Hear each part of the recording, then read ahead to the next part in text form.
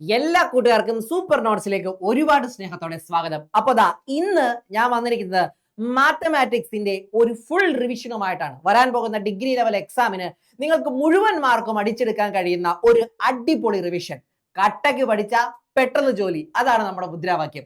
അപ്പൊ ദാ ഇനി വരാൻ പോകുന്ന ഈ ഒരു സെഷനിൽ കംപ്ലീറ്റ് മാത്തമാറ്റിക്സിന് വേണ്ടിയിട്ടുള്ള ട്രിക്കുകൾ, ടിപ്പുകൾ, സ്ട്രാറ്റജികൾ എല്ലാം നമ്മൾ അടിപൊളിയായിട്ട് ഡിസ്കസ് ചെയ്യും. അപ്പൊ പേപ്പർ പേനൊക്കെ ആയിട്ട് അടിപൊളിയായിട്ട് റെഡി ആയിട്ട് ഇങ്ങ് പോരെ.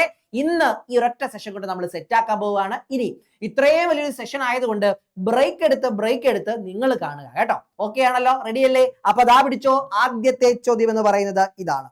Which term of the sequence 3, 8, 13, 18 is 78?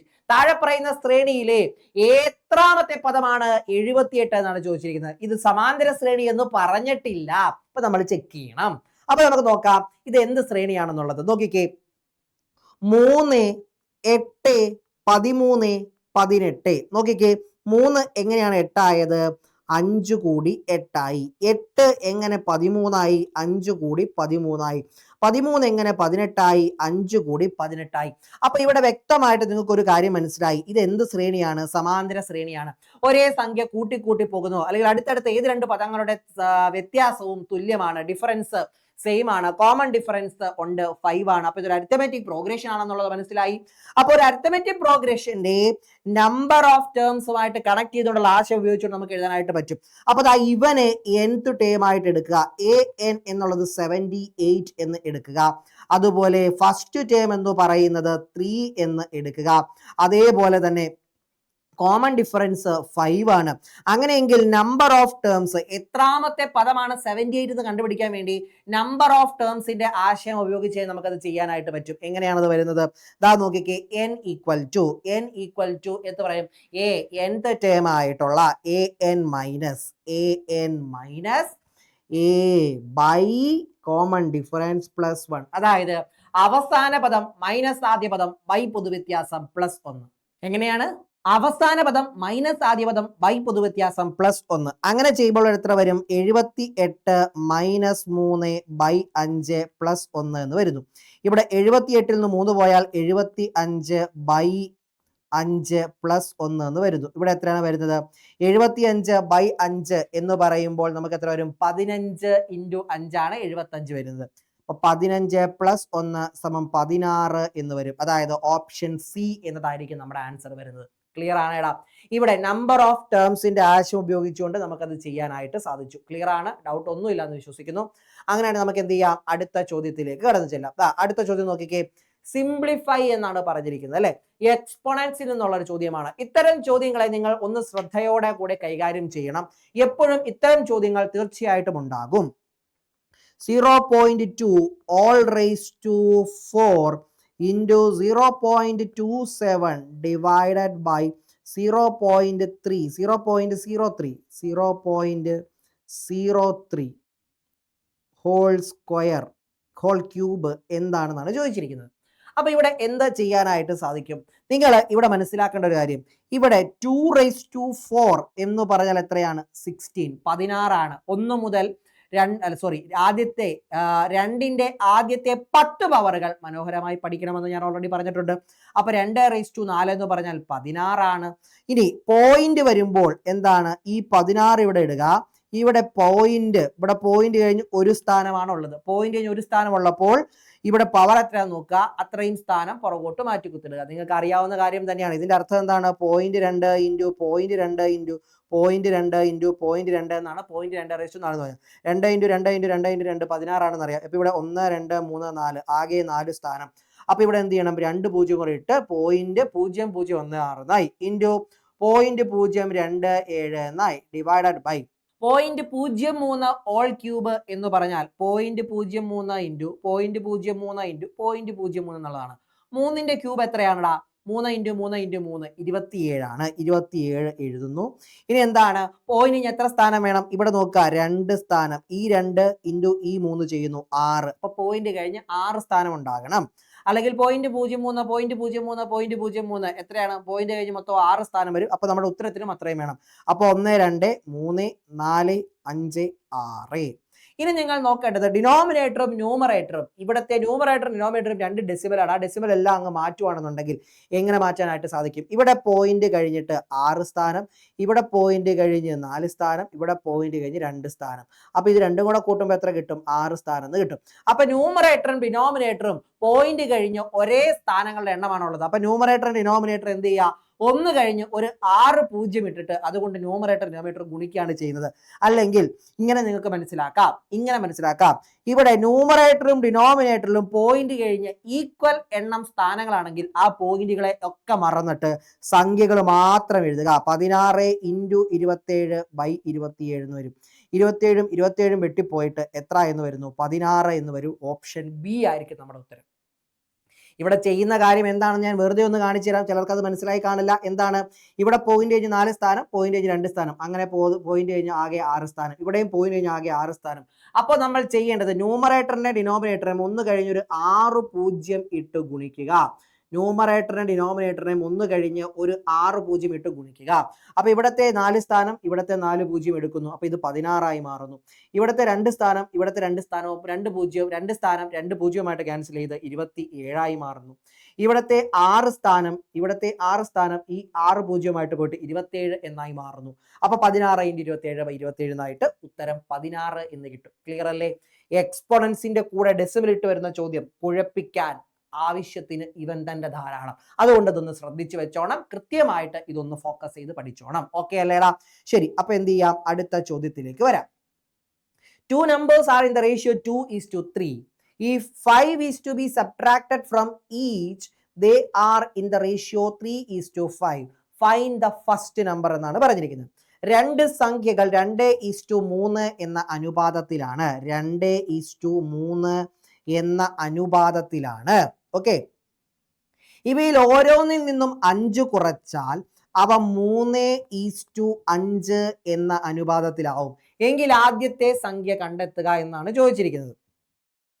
ഇപ്പോ ഇവിടെ നോക്കുക, ഇവിടെ എന്താണ്? ഈ 2 സംഖ്യയിൽ നിന്നും ഓരോന്നിൽ നിന്നും ആ 2 സംഖ്യകളിൽ നിന്നും 5 കുറച്ച് കഴിഞ്ഞാൽ എങ്ങോട്ടെത്തും? 3:5 എത്തും.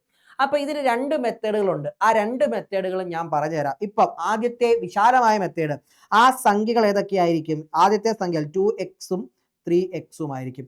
ഇതിൽ നിന്ന് ഇതാണ് ആ സംഖ്യകൾ. 2 സംഖ്യകൾ 2:3 എന്ന റേഷ്യോയിലാണ് എങ്കിൽ ആ സംഖ്യകൾ ഏതാണെന്ന് ചോദിച്ചാൽ 2x ഉം 3x ആയിരിക്കും.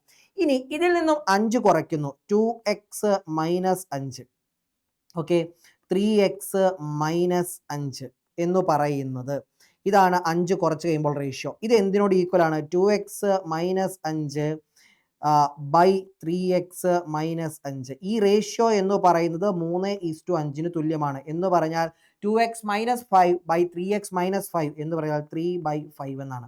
ക്രോസ് മൾട്ടിപ്ലൈ ചെയ്യുമ്പോൾ 5 × 2x - 5 ഈക്വൽ ടു 3 × 3x - 5 എന്ന് വരുന്നു.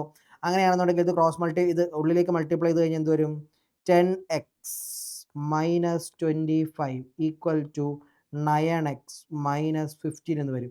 ഈ 9xന് ഇപ്പുറയും ഈ 25ന് ഇപ്പുറയും എടുത്താൽ 10 - 9x x എന്ന് വരും. 25 - 5 എന്ന് പറയുമ്പോൾ 10 എന്ന് വരും. എക്സിന്റെ വില 10. അങ്ങനെയാണെങ്കിൽ ആദ്യത്തെ സംഖ്യ എന്ന് പറയുമ്പോൾ 2 കൺഫ്യൂഷൻ ഉണ്ട്. 2:3 ഇതിൻ്റെ അകത്ത് 2x ആണോ 3x ആണോ ഉദ്ദേശിക്കുന്നത് എന്നൊരു കൺഫ്യൂഷൻ അവിടെ ഉണ്ടാകും. അങ്ങനെ നമ്മൾ നോക്കുമ്പോൾ ആദ്യത്തെ സംഖ്യ റേഷ്യോയിൽ ആദ്യം തുടങ്ങുന്ന സംഖ്യ എന്ന് എടുക്കുകയാണെന്നുണ്ടെങ്കിൽ 2x ആണ്. അതായത് 2 × 10 = 20 എന്ന് കിട്ടും. Option A. ഓക്കെ ആണല്ലോ? ഇവിടെ 30 കിടപ്പുണ്ട്. അതുകൊണ്ട് ഇത്തരത്തിലൊരു ചോദ്യം വന്നാൽ ക്വസ്റ്റ്യനിലെ ക്ലാരിറ്റി കുറവുകൊണ്ട് ഇത് ക്യാൻസൽ ആവാനാണ് സാധ്യത. ഓക്കെ, ക്വസ്റ്റ്യനിലെ ക്ലാരിറ്റി ഇല്ലായ്മ കൊണ്ട് ഇത് ക്യാൻസൽ ആവാനാണ് സാധ്യത. എന്നിരുന്നാലും നിങ്ങൾക്ക് എന്ത് ചെയ്യാനായിട്ട് സാധിക്കും? ഇത് ഉത്തരം എന്ന് പറയുന്നത് 20 എന്ന് പറയാനായിട്ടും സാധിക്കും. ഓക്കെ ആണല്ലോ? ശരി, അപ്പൊ ഇവിടെ ഇത് നേരായിട്ടുള്ള മാർഗമാണ്. ഇവിടെ ഇനി ചലഞ്ച് ചെയ്ത് ചെയ്യാനായിട്ട് പറ്റും. അത്തരം ഒരു രീതിയെ പറ്റി നമ്മൾ നോക്കുകയാണെങ്കിൽ, അങ്ങനെ നമ്മൾ നോക്കിക്കഴിഞ്ഞാൽ ഏതായിരിക്കും ഉത്തരം വരുന്നത് നമുക്ക് നോക്കാം. മറ്റൊരു രീതി. ഇനി ഇതേ ചോദ്യം മറ്റൊരു രീതി നമുക്ക് ചെയ്യാനായിട്ട് സാധിക്കും. അതെങ്ങനെയാണെന്ന് നോക്കാം. ദാ നോക്കുക, ഇവിടെ ഈ 2 ഇതേ ചോദ്യം മറ്റൊരു രീതിയിൽ ചെയ്യാനായിട്ട് സാധിക്കും. അതെങ്ങനെയാണെന്ന് നോക്കാം. നിങ്ങൾ നോക്കിക്കേ, ഈ 2 എങ്ങനെയാണ് 3 ആയത്? 1 കൂടി 3 ആയി. ഈ 3 എങ്ങനെയാണ് 5 ആയത്? 2 കൂടി 5 ആയി. ഓക്കെ ആണല്ലോ. ഇവിടെ എന്താണ്? ഈ 2 സംഖ്യകളിൽ നിന്നും 5 കുറഞ്ഞപ്പോഴാണ് ഇത് 3:5 എന്നായത്. അപ്പോൾ എന്ത് ചെയ്യേണ്ടത് വെച്ചാൽ ഇവിടുത്തെ ഡിഫറൻസ് തുല്യമാവുന്ന രീതിയിൽ സെറ്റ് ചെയ്യണം. നിങ്ങൾ ചെയ്യേണ്ടത് ഇത്ര മാത്രം. ഇവിടെ ഈ 2 കൊണ്ട് ഈ 2നെയും ഗുണിക്കുക. ഓക്കെ ആണല്ലോ. ഇവിടെ കിട്ടിയ 2 കൊണ്ട് ഇതിനെ 2നെയും ഗുണിക്കുക. അപ്പോൾ എന്താകും? ഇത് 4:6 എന്നാകും. ഈ 1 കൊണ്ട് ഇതിന് 2നെയും ഗുണിക്കുക. അപ്പോൾ അതെന്താണ്? അത് 3:5 എന്ന് തന്നെയാണ് ആവുന്നത്. അപ്പോൾ ഇവിടെ നോക്കുക 4 6 3 5. ഓക്കെ ആണല്ലോ. ഇവിടെ എന്താണ്? ഇവിടെ ഈ റേഷ്യോ ഇങ്ങനെ നോക്കിക്കേ 4 3 ആയി. 2ഉം 1 കുറഞ്ഞിട്ടാണ് എന്തായത്? 4 3 ആയത് 1 കുറഞ്ഞിട്ടാണ്. 6 5 ആയത് 1 കുറഞ്ഞിട്ടാണ്. ഇവിടെ 2 3 ആയത് 1 കുറഞ്ഞിട്ടായിരുന്നു. 3 5 ആയത് 2 കുറഞ്ഞിട്ട് 2 ഡിഫറൻസ് ആയിരുന്നു. അപ്പോൾ ഇവിടെ നമ്മൾ എന്തായി? അത് ഈക്വൽ ആക്കി. അപ്പോൾ ഒരു യൂണിറ്റ് എന്ന് പറയുന്നതാണ് കുറഞ്ഞിരിക്കുന്നത്. അത് എത്രയാണെന്ന് നമുക്കറിയാം. ഇവിടെ 5 കുറഞ്ഞപ്പോഴാണ് ആ പുതിയ റേഷ്യോ ഉണ്ടായത്. അപ്പോൾ നമുക്ക് അടുത്ത ചോദ്യത്തിലേക്ക് വരാം. ഈ ചോദ്യം നോക്കിയേ. 2 numbers are in the ratio 2:3. If 5 is to be subtracted from each, they are in the ratio 3:5. Find the first number എന്നാണ് ചോദിച്ചിരിക്കുന്നത്. അപ്പോൾ 2 സംഖ്യകൾ തമ്മിലുള്ള റേഷ്യോ തന്നിട്ടുണ്ട് 2:3. ആ ഓരോ സംഖ്യയിൽ നിന്നും 5 കുറച്ചാൽ അവ 3:5 എന്ന അനുപാതത്തിലാവും. ഓരോന്നിൽ നിന്നും 5 കുറയ്ക്കുന്നു. അപ്പോൾ ഓരോന്നും കുറയ്ക്കുന്ന സംഖ്യ തുല്യമാണ്. ഓരോന്നിൽ നിന്നും കുറയ്ക്കുന്ന സംഖ്യ തുല്യമാണ് 5 ആണ്. ആ 5 കുറച്ചാൽ ഈ റേഷ്യോ 3:5 ആയി മാറുന്നു. അങ്ങനെയാണെങ്കിൽ ആ ഒന്നാമത്തെ സംഖ്യ ഏതാണെന്നാണ് ചോദിച്ചിരിക്കുന്നത്. 2 രീതിയിൽ ചെയ്യാനായിട്ട് പറ്റും. ഞാൻ ആദ്യത്തെ ഒരു വിശാലമായിട്ടുള്ള രീതി കാണിച്ചു തരാം. 2 സംഖ്യകൾ തമ്മിലുള്ള റേഷ്യോ 2x ആണ്. അപ്പോൾ ആ സംഖ്യകൾ ഏതൊക്കെയായിരിക്കും? 2xഉം 3xഉം. ഈ ഓരോ സംഖ്യയിൽ നിന്നും 5 കുറച്ചപ്പോൾ 2x - 5 3x - 5 അവയുടെ റേഷ്യോ എന്ന് പറയുന്നത് എന്തിന് തുല്യമായി? 3:5 എന്നായി. അപ്പം നമുക്ക് A:B എന്ന് പറഞ്ഞാൽ എങ്ങനെ കൂടി എഴുതാനായിട്ട് സാധിക്കും? A/B എന്ന് എഴുതാം. അപ്പോൾ ഇവിടെ 2x - 5 by 3x - 5 = 3/5 എന്ന് വരുന്നു. ഓക്കെ ആണല്ലോ. ഇനി എന്ത് ചെയ്യാം?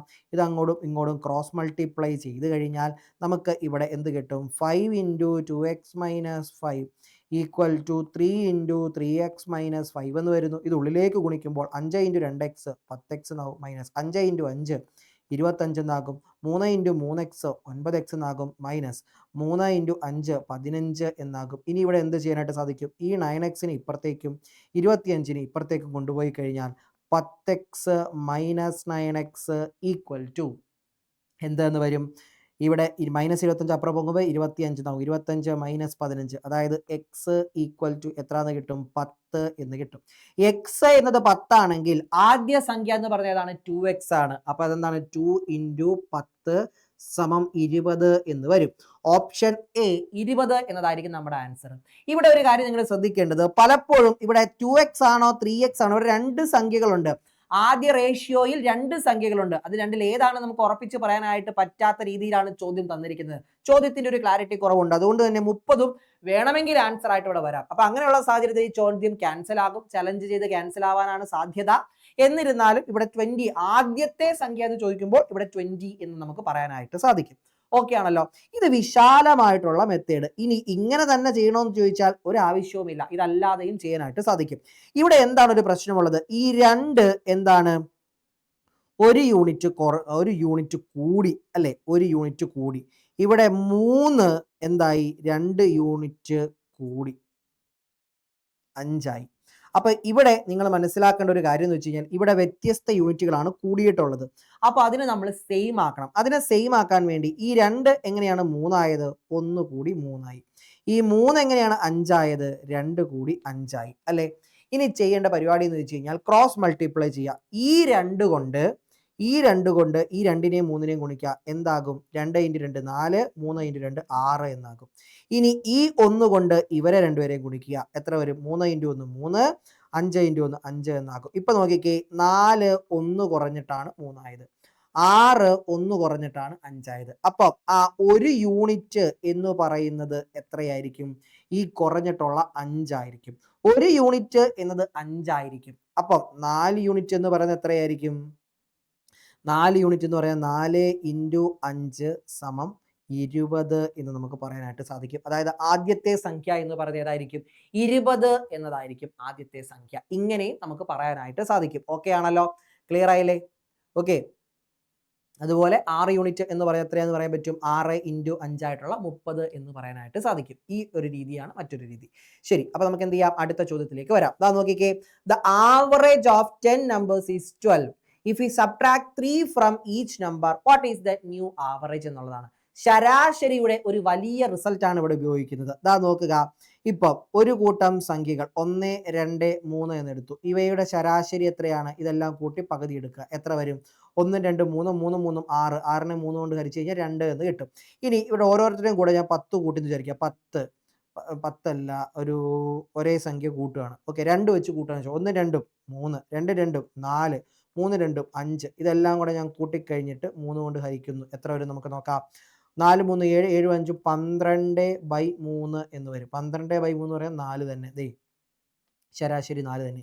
ഈ 2ഉം 4 തമ്മിലൊരു ബന്ധമുണ്ട്. ഇവിടെ എന്താണ്? ഓരോ സംഖ്യയുടെ കൂടെയും 2 കൂടുകയാണ് ചെയ്തത് അല്ലേ? അപ്പൊ ശരാശരിയുടെ കൂടെയും അതേ 2 കൂടും. അപ്പൊ ഇവിടെ നോക്കുക, 10 സംഖ്യകളുടെ ശരാശരി എന്ന് പറയുന്നത് 12 ആണ്.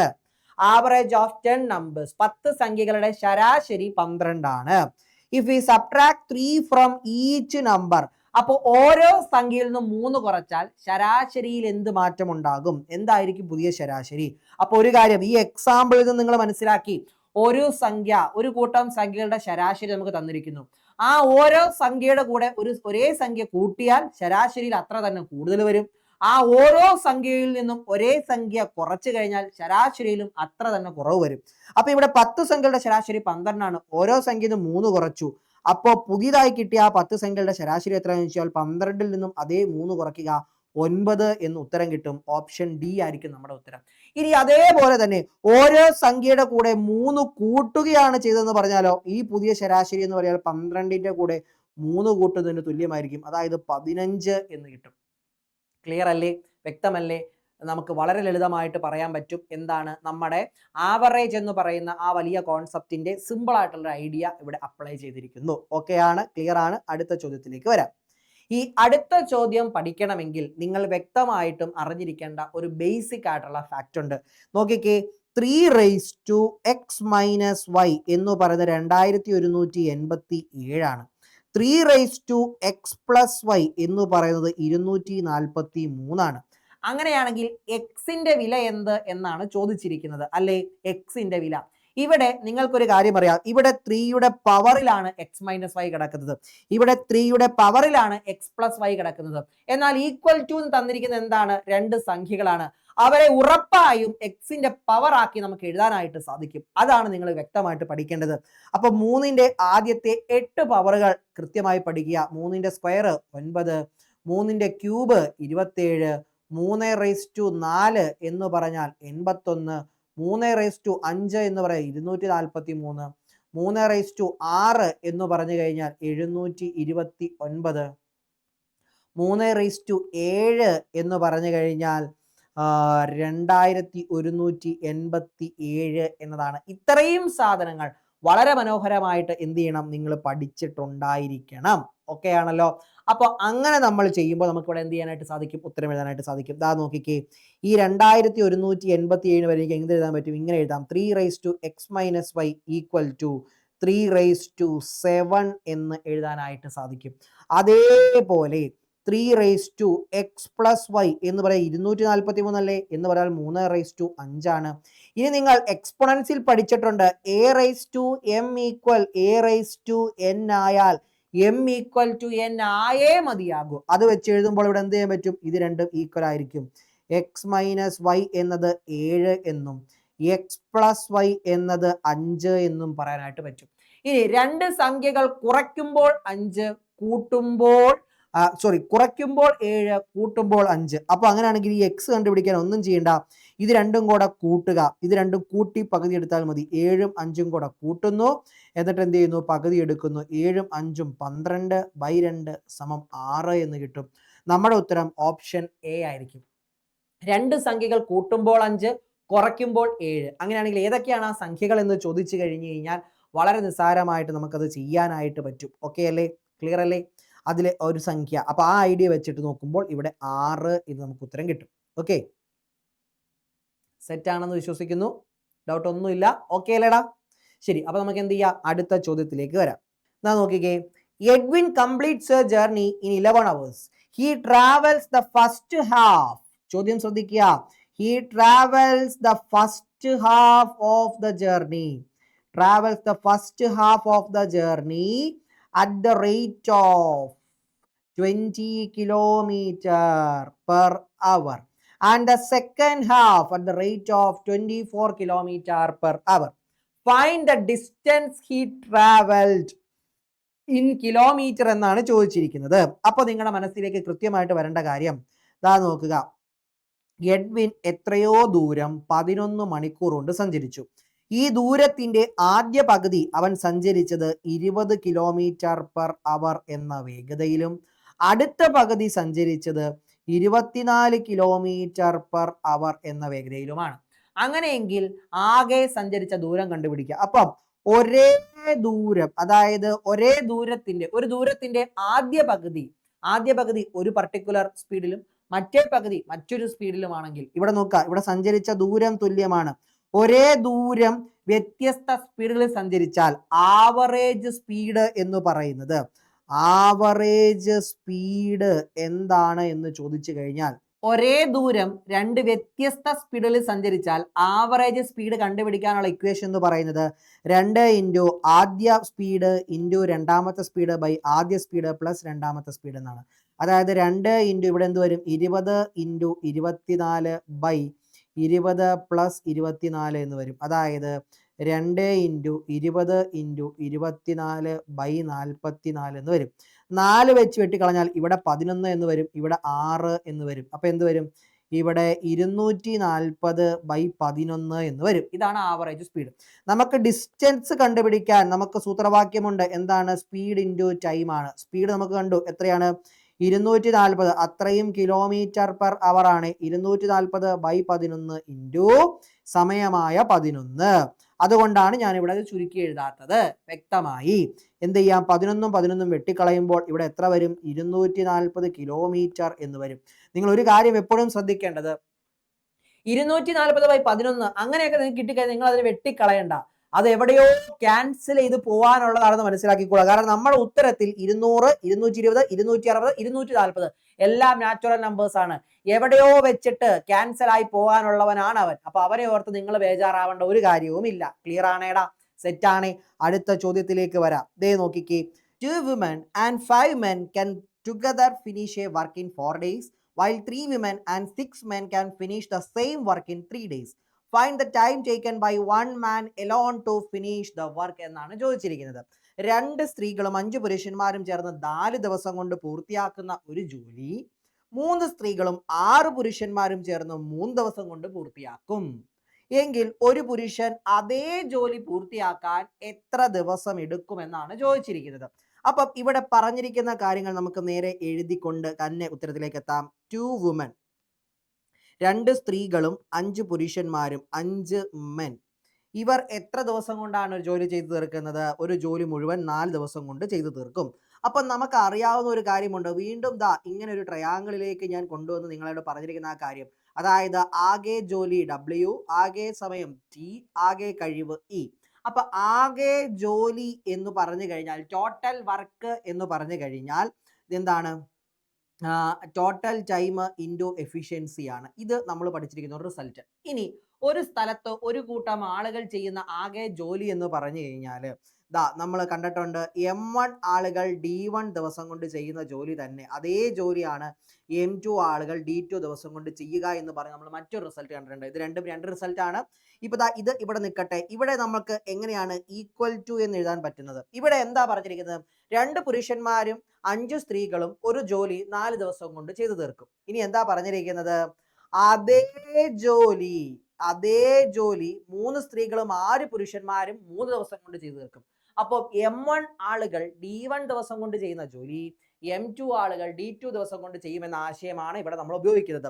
അവിടെ ആളുകൾ എന്ന് വരുമ്പോൾ പുരുഷന്മാരും സ്ത്രീകളുമുണ്ട്, അത് പ്രശ്നമില്ല. എന്താണ്? 2 men plus 2 women plus 5 men 4 ദിവസം കൊണ്ട് ചെയ്യുന്ന അതേ ജോലി ആയിരിക്കും. അപ്പൊ എന്ത് പറയാൻ പറ്റും? ഇവിടെ ഇൻറ്റു 4 അത് തന്നെയായിരിക്കും. എന്ത്? 3 women plus 6 men എന്ന് പറയുന്നവർ 3 ദിവസം കൊണ്ട് ചെയ്യുന്നത്. ഇത് ക്ലിയർ ആണ്. ഇത് ഒന്ന് സിംപ്ലിഫൈ ചെയ്ത് കഴിഞ്ഞാൽ നമുക്ക് ഈ പറഞ്ഞ കഴിവ് എന്നുള്ളതിനെ പറ്റിയുള്ള കൃത്യമായ ധാരണ കിട്ടും. ഓക്കെ, അപ്പോൾ നമുക്ക് അത് ആദ്യം നോക്കാം. ഇതിനെ ഒന്ന് സിംപ്ലിഫൈ ചെയ്യുമ്പോൾ എന്ത് വരും? 8 ഇതുള്ളിലേക്ക് ഗുണിക്കുമ്പോൾ 8 വിമൻ പ്ലസ് 20 മെൻ സമം ഇതുള്ളിലേക്ക് ഗുണിക്കുമ്പോൾ 9 വിമൻ പ്ലസ് 18 മെൻ എന്ന് കിട്ടും. ഞാൻ ദാ ഇതിനെ ഇതിനെ ഒന്ന് റീഅറേഞ്ച് ചെയ്ത് എഴുതാൻ വേണ്ടി പോവുകയാണ്. 8 മെന്ന് 20 വുമൻ. ഓക്കെ, ദാ ഈ മെന്നിനെ ഇതിനെ ഇപ്പുറം കൊണ്ടുപോകുന്നു, ഇതിനെ ഇപ്പുറത്തേക്ക് എടുക്കുന്നു. എന്ത് വരും? 20 men minus 18 men equal to 9 women minus 8 woman എന്നാവും. 20 മെൻ 20 ആണുങ്ങൾ മൈനസ് അല്ലെങ്കിൽ 20 പുരുഷന്മാർ മൈനസ് 18 പുരുഷന്മാർ എന്ന് പറയുമ്പോൾ പിന്നെ എത്ര പേരേ ഉള്ളൂ? 2 പുരുഷന്മാർ ഈക്വൽ ടു 9 സ്ത്രീകൾ മൈനസ് 8 സ്ത്രീകൾ 1 സ്ത്രീ. അതായത് ഒരു സ്ത്രീ ചെയ്യുന്ന ജോലി എന്ന് പറയുന്നത്, ഒരു സ്ത്രീ എന്ന് പറയുന്നത്, ഒരു സ്ത്രീയുടെ കഴിവ് 2 പുരുഷന്മാരുടെ കഴിവിന് തുല്യമാണ്. ഒരു സ്ത്രീയുടെ കഴിവ് 2 പുരുഷന്മാരുടെ കഴിവിന് തുല്യമാണെന്നാണ് ഇപ്പോൾ കിട്ടിയത്. ഇതിനെ നമ്മളൊരു ഫ്രാക്ഷൻ ആക്കി മാറ്റുകയാണെങ്കിൽ ദേ ഈ എമ്മിനെ ഇവിടെ നിർത്തിയിട്ട് ഡബ്ല്യൂനെ ഇപ്പുറത്തേക്ക് എടുത്താൽ m/w ഈക്വൽ ടു 1/2 എന്ന് കിട്ടും. അതായത് പുരുഷന്റെ കഴിവ് 1, അവൻ 1 യൂണിറ്റ് പെർ ഡേ ആണ് ചെയ്യുന്നത്. ആകെ ജോലിയുടെ ഒരു ദിവസം അവൻ ചെയ്യുന്നത് 1 യൂണിറ്റ് ആണ്. സ്ത്രീയോ ഒരു ദിവസം ചെയ്യുന്നത് 2 യൂണിറ്റ് ആണ്. പുരുഷൻ 1 യൂണിറ്റ് ചെയ്യുമ്പോൾ സ്ത്രീ 2 യൂണിറ്റ് ചെയ്യുന്നു. അതായത് ഒരു സ്ത്രീ, ഓക്കെ ആണല്ലോ, ഒരു സ്ത്രീ ചെയ്യുന്നത് 2 പുരുഷന്മാർ ഒരു ദിവസം ചെയ്യുന്ന ജോലി ഒരു സ്ത്രീ ഒരു ദിവസം ചെയ്യുമെന്നുള്ള കാര്യം. അപ്പൊ ഇവിടെ ആ എഫിഷ്യൻസിനെ പറ്റിയിട്ടുള്ള സാധനം കിട്ടി. ഓക്കെ, ഇനി നമുക്ക് ഇവിടെ ആകെ ജോലി നമുക്ക് കണ്ടു നോക്കാം. ദാ മെന്നിന്റെ എഫിഷ്യൻസി 1 ആണ്, സ്ത്രീയുടെ എഫിഷ്യൻസി 2 ആണ്. ഇതിൽ ഏതെങ്കിലും ഇട്ട് കൊടുത്താൽ മതി. അപ്പോൾ 2 വുമൺ പ്ലസ് 5 മെൻ 4 ദിവസം വർക്ക് ചെയ്താൽ സംഭവിക്കുന്ന ആകെ ജോലി എത്രയാണെന്ന് ചോദിച്ചു കഴിഞ്ഞാൽ ഇവിടെ നമുക്ക് എന്ത് എഴുതാനായിട്ട് പറ്റും? നേരെ ആ കഴിവിനെ നമുക്ക് ഇങ്ങനെ എഴുതാനായിട്ട് പറ്റും. ദാ നോക്കിക്കോ, 2 വുമൺ പ്ലസ് 5 മെൻ. അവർ 4 ദിവസം ചെയ്ത ജോലി എന്താണെന്ന് ചോദിച്ചു കഴിഞ്ഞാൽ ഇവിടെ വളരെ ലളിതമായിട്ട് നമുക്ക് പറയാനായിട്ട് പറ്റും. 2 വുമന്റെ കഴിവ് എത്രയാണ്? 2 ആണ്. 2 × 2 പ്ലസ് 5 ഇൻറ്റു മെന്നിന്റെ കഴിവ് എത്രയാണ്? 1 ആണ്. 1 ഇടുക ഇൻറ്റു 4. അതായത് 4 പ്ലസ് 5 ഇൻറ്റു 4 എന്ന് വരുന്നു. അതായത് 9 ഗുണം 4 സമം 36 എന്ന് വരുന്നു. ആകെ ജോലി എന്ന് പറയുന്നത് എത്രയാണെന്ന് കിട്ടി? 36 എന്ന് കിട്ടി. ഇനി പുരുഷന്മാർ മാത്രം എത്ര ദിവസം കൊണ്ട് ചെയ്യുമെന്നാണ് ചോദിച്ചത്. അവിടെ നമുക്ക് എന്ത് വേണം? ദാ ഇവനെ വേണം. നമുക്കറിയാം ഇവിടെ നമുക്ക് പുരുഷന്റെ കഴിവ് എത്രയാണെന്ന് കിട്ടിയിട്ടുണ്ട്? മെന്നിന്റെ കഴിവ് 1 ആണ്. ടോട്ടൽ വർക്ക് എന്ന് പറയുന്നത് 36 ആണ്. അപ്പൊ ടൈം, സമയം എന്ന് പറയുന്നത് എന്താണടാ? ആകെ ജോലി ബൈ ആകെ കഴിവാണ്. ആകെ ജോലി ബൈ ആകെ കഴിവ്. ആകെ ജോലി 36/1 സമം 36 എന്ന് നമുക്ക് ഉത്തരം കിട്ടും. എന്താണ്? 36 ദിവസം കൊണ്ടായിരിക്കും എന്ത്? ഒരു പുരുഷൻ മാത്രം ഈ ജോലി ചെയ്താൽ ആ ജോലി തീർക്കാൻ എടുക്കുന്ന സമയം. ക്ലിയർ ആണല്ലോ? ഇങ്ങനെ നമുക്ക് വളരെ സിമ്പിൾ ആയിട്ട് ഇത് ചെയ്യാനായിട്ട് പറ്റും. ക്ലിയർ അല്ലേ? സെറ്റ് അല്ലേ? വിശദമായിട്ട് പറയുന്നത് നിങ്ങൾക്ക് മനസ്സിലാവാൻ വേണ്ടിയാണ്. പരീക്ഷയ്ക്ക് എഴുതുമ്പോൾ നിങ്ങൾ ഇത്രയും സ്റ്റെപ്പുകൾ ഒന്നും എഴുതണ്ട, പടപടാന്ന് പെട്ടെന്ന് നിങ്ങൾക്ക് ഉത്തരം എഴുതാനായിട്ട് സാധിക്കും. ഇവിടെ പറയുന്ന ഈ കാൽക്കുലേഷനിലൊന്നും ഇങ്ങനെ എഴുതി നോക്കാൻ നിൽക്കേണ്ട ആവശ്യമേ ഇല്ല കേട്ടോ. ഇപ്പൊ ഇത്രയും എഴുതി തന്നുകൊണ്ട് വിചാരിക്കരുത് അയ്യോ ഇത് ഒരുപാട് സ്റ്റെപ്പ് ഉണ്ടല്ലോ എന്ന് വിചാരിക്കരുത്. നിങ്ങൾക്ക് പഠിക്കാൻ വേണ്ടിയിട്ട് ഉള്ള ഒരു പേഴ്സ്പെക്റ്റീവിൽ ഞാൻ ഇത്രയും പറഞ്ഞു തന്നേ ഉള്ളൂ. ക്ലിയർ ആണ്? ശരി, അടുത്ത ചോദ്യത്തിലേക്ക് വരാം. ദാ നോക്കിക്കേ. അപ്പോ അടുത്ത question നോക്കിക്കേടാ. A metallic sphere of diameter 5.2 cm is melted and recast into a cylinder of radius 5.2 cm. Find the height of the cylinder എന്നാണ് നമ്മളോട് ചോദിച്ചിരിക്കുന്നത്. അപ്പോൾ എന്താണ് ഇവിടെ ചോദ്യം പറയുന്നത്? ഒരു ഗോളം, അതായത് 5.2 സെന്റിമീറ്റർ വ്യാസമുള്ള ഡയമീറ്റർ ഉള്ള ഒരു ലോഹ ഗോളം പൂർണ്ണമായും ഉരുക്കി എന്താക്കി മാറ്റി? 5.2 സെന്റിമീറ്റർ ആരമുള്ള റേഡിയസ് ഉള്ള ഒരു സിലിണ്ടർ ആക്കി മാറ്റി. അങ്ങനെയെങ്കിൽ അത്തരത്തിലുള്ള ആ സിലിണ്ടറിന്റെ ഉയരം കണ്ടെത്തുക എന്നാണ് ചോദിച്ചിരിക്കുന്നത്. അപ്പൊ നിങ്ങളുടെ മനസ്സിലേക്ക് കൃത്യമായിട്ട് വരേണ്ടത് ഒരു ഗോളത്തെ മുഴുവനായി ഉരുക്കി ഒരു സിലിണ്ടർ ആക്കി മാറ്റി. അപ്പോൾ ഇവിടെ മാറാതെ നിൽക്കുന്നത് എന്താണ് എന്ന് ചോദിച്ചാൽ അപ്പൊ തന്നെ നിങ്ങൾ മനസ്സിലാക്കിക്കോണം, വോളിയം എന്നത് ഇവിടെ ഒരു മാറ്റവും ഇല്ലാണ്ട് നിൽക്കുന്നു. ഗോളത്തിന്റെ വോളിയം എന്താണോ അത് തന്നെയായിരിക്കും അത് മുഴുവനായി ഉരുക്കി അതിൽ നിന്നും ഉണ്ടാക്കിയ സിലിണ്ടറിന്റെ വോളിയം എന്ന് പറയുന്നത്. ക്ലിയർ ആണേടാ? സെറ്റാണ്. അപ്പോൾ അത് കൃത്യമായിട്ടൊന്ന് മനസ്സിലാക്കി കഴിഞ്ഞാൽ തന്നെ നിങ്ങൾക്ക് ഇവിടെ പകുതി കാര്യങ്ങൾ ക്ലിയർ ആകും. സെറ്റാണ്? ഈ ഒരു കാര്യം നിങ്ങളുടെ മനസ്സിലുണ്ട്. അപ്പോൾ ഇനി നമ്മുടെ വിഷയം എന്ന് പറയുന്നത് എന്താണ്? ഒരു സ്പിയറിന്റെ വോളിയം കാണാനുള്ള ഇക്വേഷൻ 4/3πr³ എന്നതാണ്. ഓക്കെ, ആർ എന്നത് സ്പിയറിന്റെ റേഡിയസ് ആണെങ്കിൽ, ഇനി എന്താണ് നമ്മുടെ ഈ പറയുന്ന സിലിണ്ടറിന്റെ വോളിയം എന്ന് പറയുന്നത്? എന്താണ്? പൈ ആർ സ്ക്വയർ എച്ച് എന്നതാണ്. ഇവിടെ രണ്ട് ആറും കണ്ട് രണ്ട് ഗോളത്തിന്റെയും സിലിണ്ടറിന്റെയും റേഡിയസ് തുല്യമാണെന്ന് വിചാരിക്കരുത്. അത് അതൊരു വ്യത്യസ്തത, അതിന്റെ ഒരു വ്യത്യാസം മനസ്സിലാക്കാൻ വേണ്ടി സ്പിയറിന്റെ റേഡിയസിനെ ഞാൻ R1 എന്ന് വിളിക്കുന്നു. അതായത് സ്പിയറിന്റെ റേഡിയസിനെ R1 എന്നും സിലിണ്ടറിന്റെ റേഡിയസിനെ R2 എന്ന് വിളിക്കുന്നു. സിലിണ്ടറിന്റെ ഹൈറ്റ് ആണ് h എന്ന് പറയുന്നത്. അങ്ങനെയാണെങ്കിൽ അതിന്റെ volume pi R square H, pi R2 square H. R1 radius ഉള്ള സ്പിയറിന്റെ വോളിയം 4/3 പൈ R1 ക്യൂബ് എന്നെടുത്തു. ക്ലിയർ ആണല്ലോ. ഇനി ഇവിടെ നമ്മളോട് പറഞ്ഞിരിക്കുന്നത് എന്തിന്റെയാണ്? സ്പിയറിന്റെ റേഡിയസ് അല്ല, ഡയമീറ്റർ ആണ് തന്നിരിക്കുന്നത്, അതായത് വ്യാസം. അപ്പം സ്പിയറിന്റെ റേഡിയസ് അല്ല, ഡയമീറ്റർ ആണ് തന്നിരിക്കുന്നത് 5.2 സെന്റിമീറ്റർ എന്നുള്ളത്. ഇവിടെ സിലിണ്ടറിന്റെ റേഡിയസ് ആണ് 5.2 എന്ന് പറയുന്നത്. എല്ലാ ഉദ്യോഗാർത്ഥികളും വീണു പോകുന്നത് ഇവിടെയാണ്. ഡയമീറ്റർ 5.2 ആയാൽ radius of the sphere R1 എന്ന് പറയുന്നത് എന്തായിരിക്കും? 5.2/2, അതിന്റെ പകുതി എന്നതായിരിക്കും. ക്ലിയർ ആണല്ലോ. അപ്പം ഇവിടെ നമുക്ക് എന്ത് ചെയ്യാം? ഈ രണ്ട് വോളിയങ്ങളും തുല്യമായിരിക്കും. അതായത് 4/3 പൈ R1 ക്യൂബ് എന്ന് പറഞ്ഞ എന്തിനോട് ഈക്വൽ ആയിരിക്കും? പൈ R2 സ്ക്വയർ എച്ചിനോട് തുല്യമായിരിക്കും. ഇവിടെ വെച്ച് ആറ് വെട്ടിക്കളയാനുള്ള അങ്ങനെയുള്ള അക്ഷീണ പരിശ്രമത്തിനൊന്നും മുതിരരുത്. കൃത്യമായിട്ട് മനസ്സിലാക്കുക, രണ്ട് വ്യത്യസ്ത റേഡിയസുകളാണ്. ഇവിടെ നമുക്ക് നോക്കുക, സ്പിയറിന്റെ റേഡിയസ് 5.2/2 ആണെങ്കിൽ ഇവിടെ നമ്മുടെ സിലിണ്ടറിന്റെ റേഡിയസ് 5.2 ആണ്. അത് ഇട്ട് കൊടുക്കുമ്പോൾ എന്ത് വരും? 4/3 പൈ ഇൻറ്റു R1 ക്യൂബ് എന്ന് പറഞ്ഞാൽ 5.2/2 ഹോൾ ക്യൂബ് എന്ന് വരുന്നു.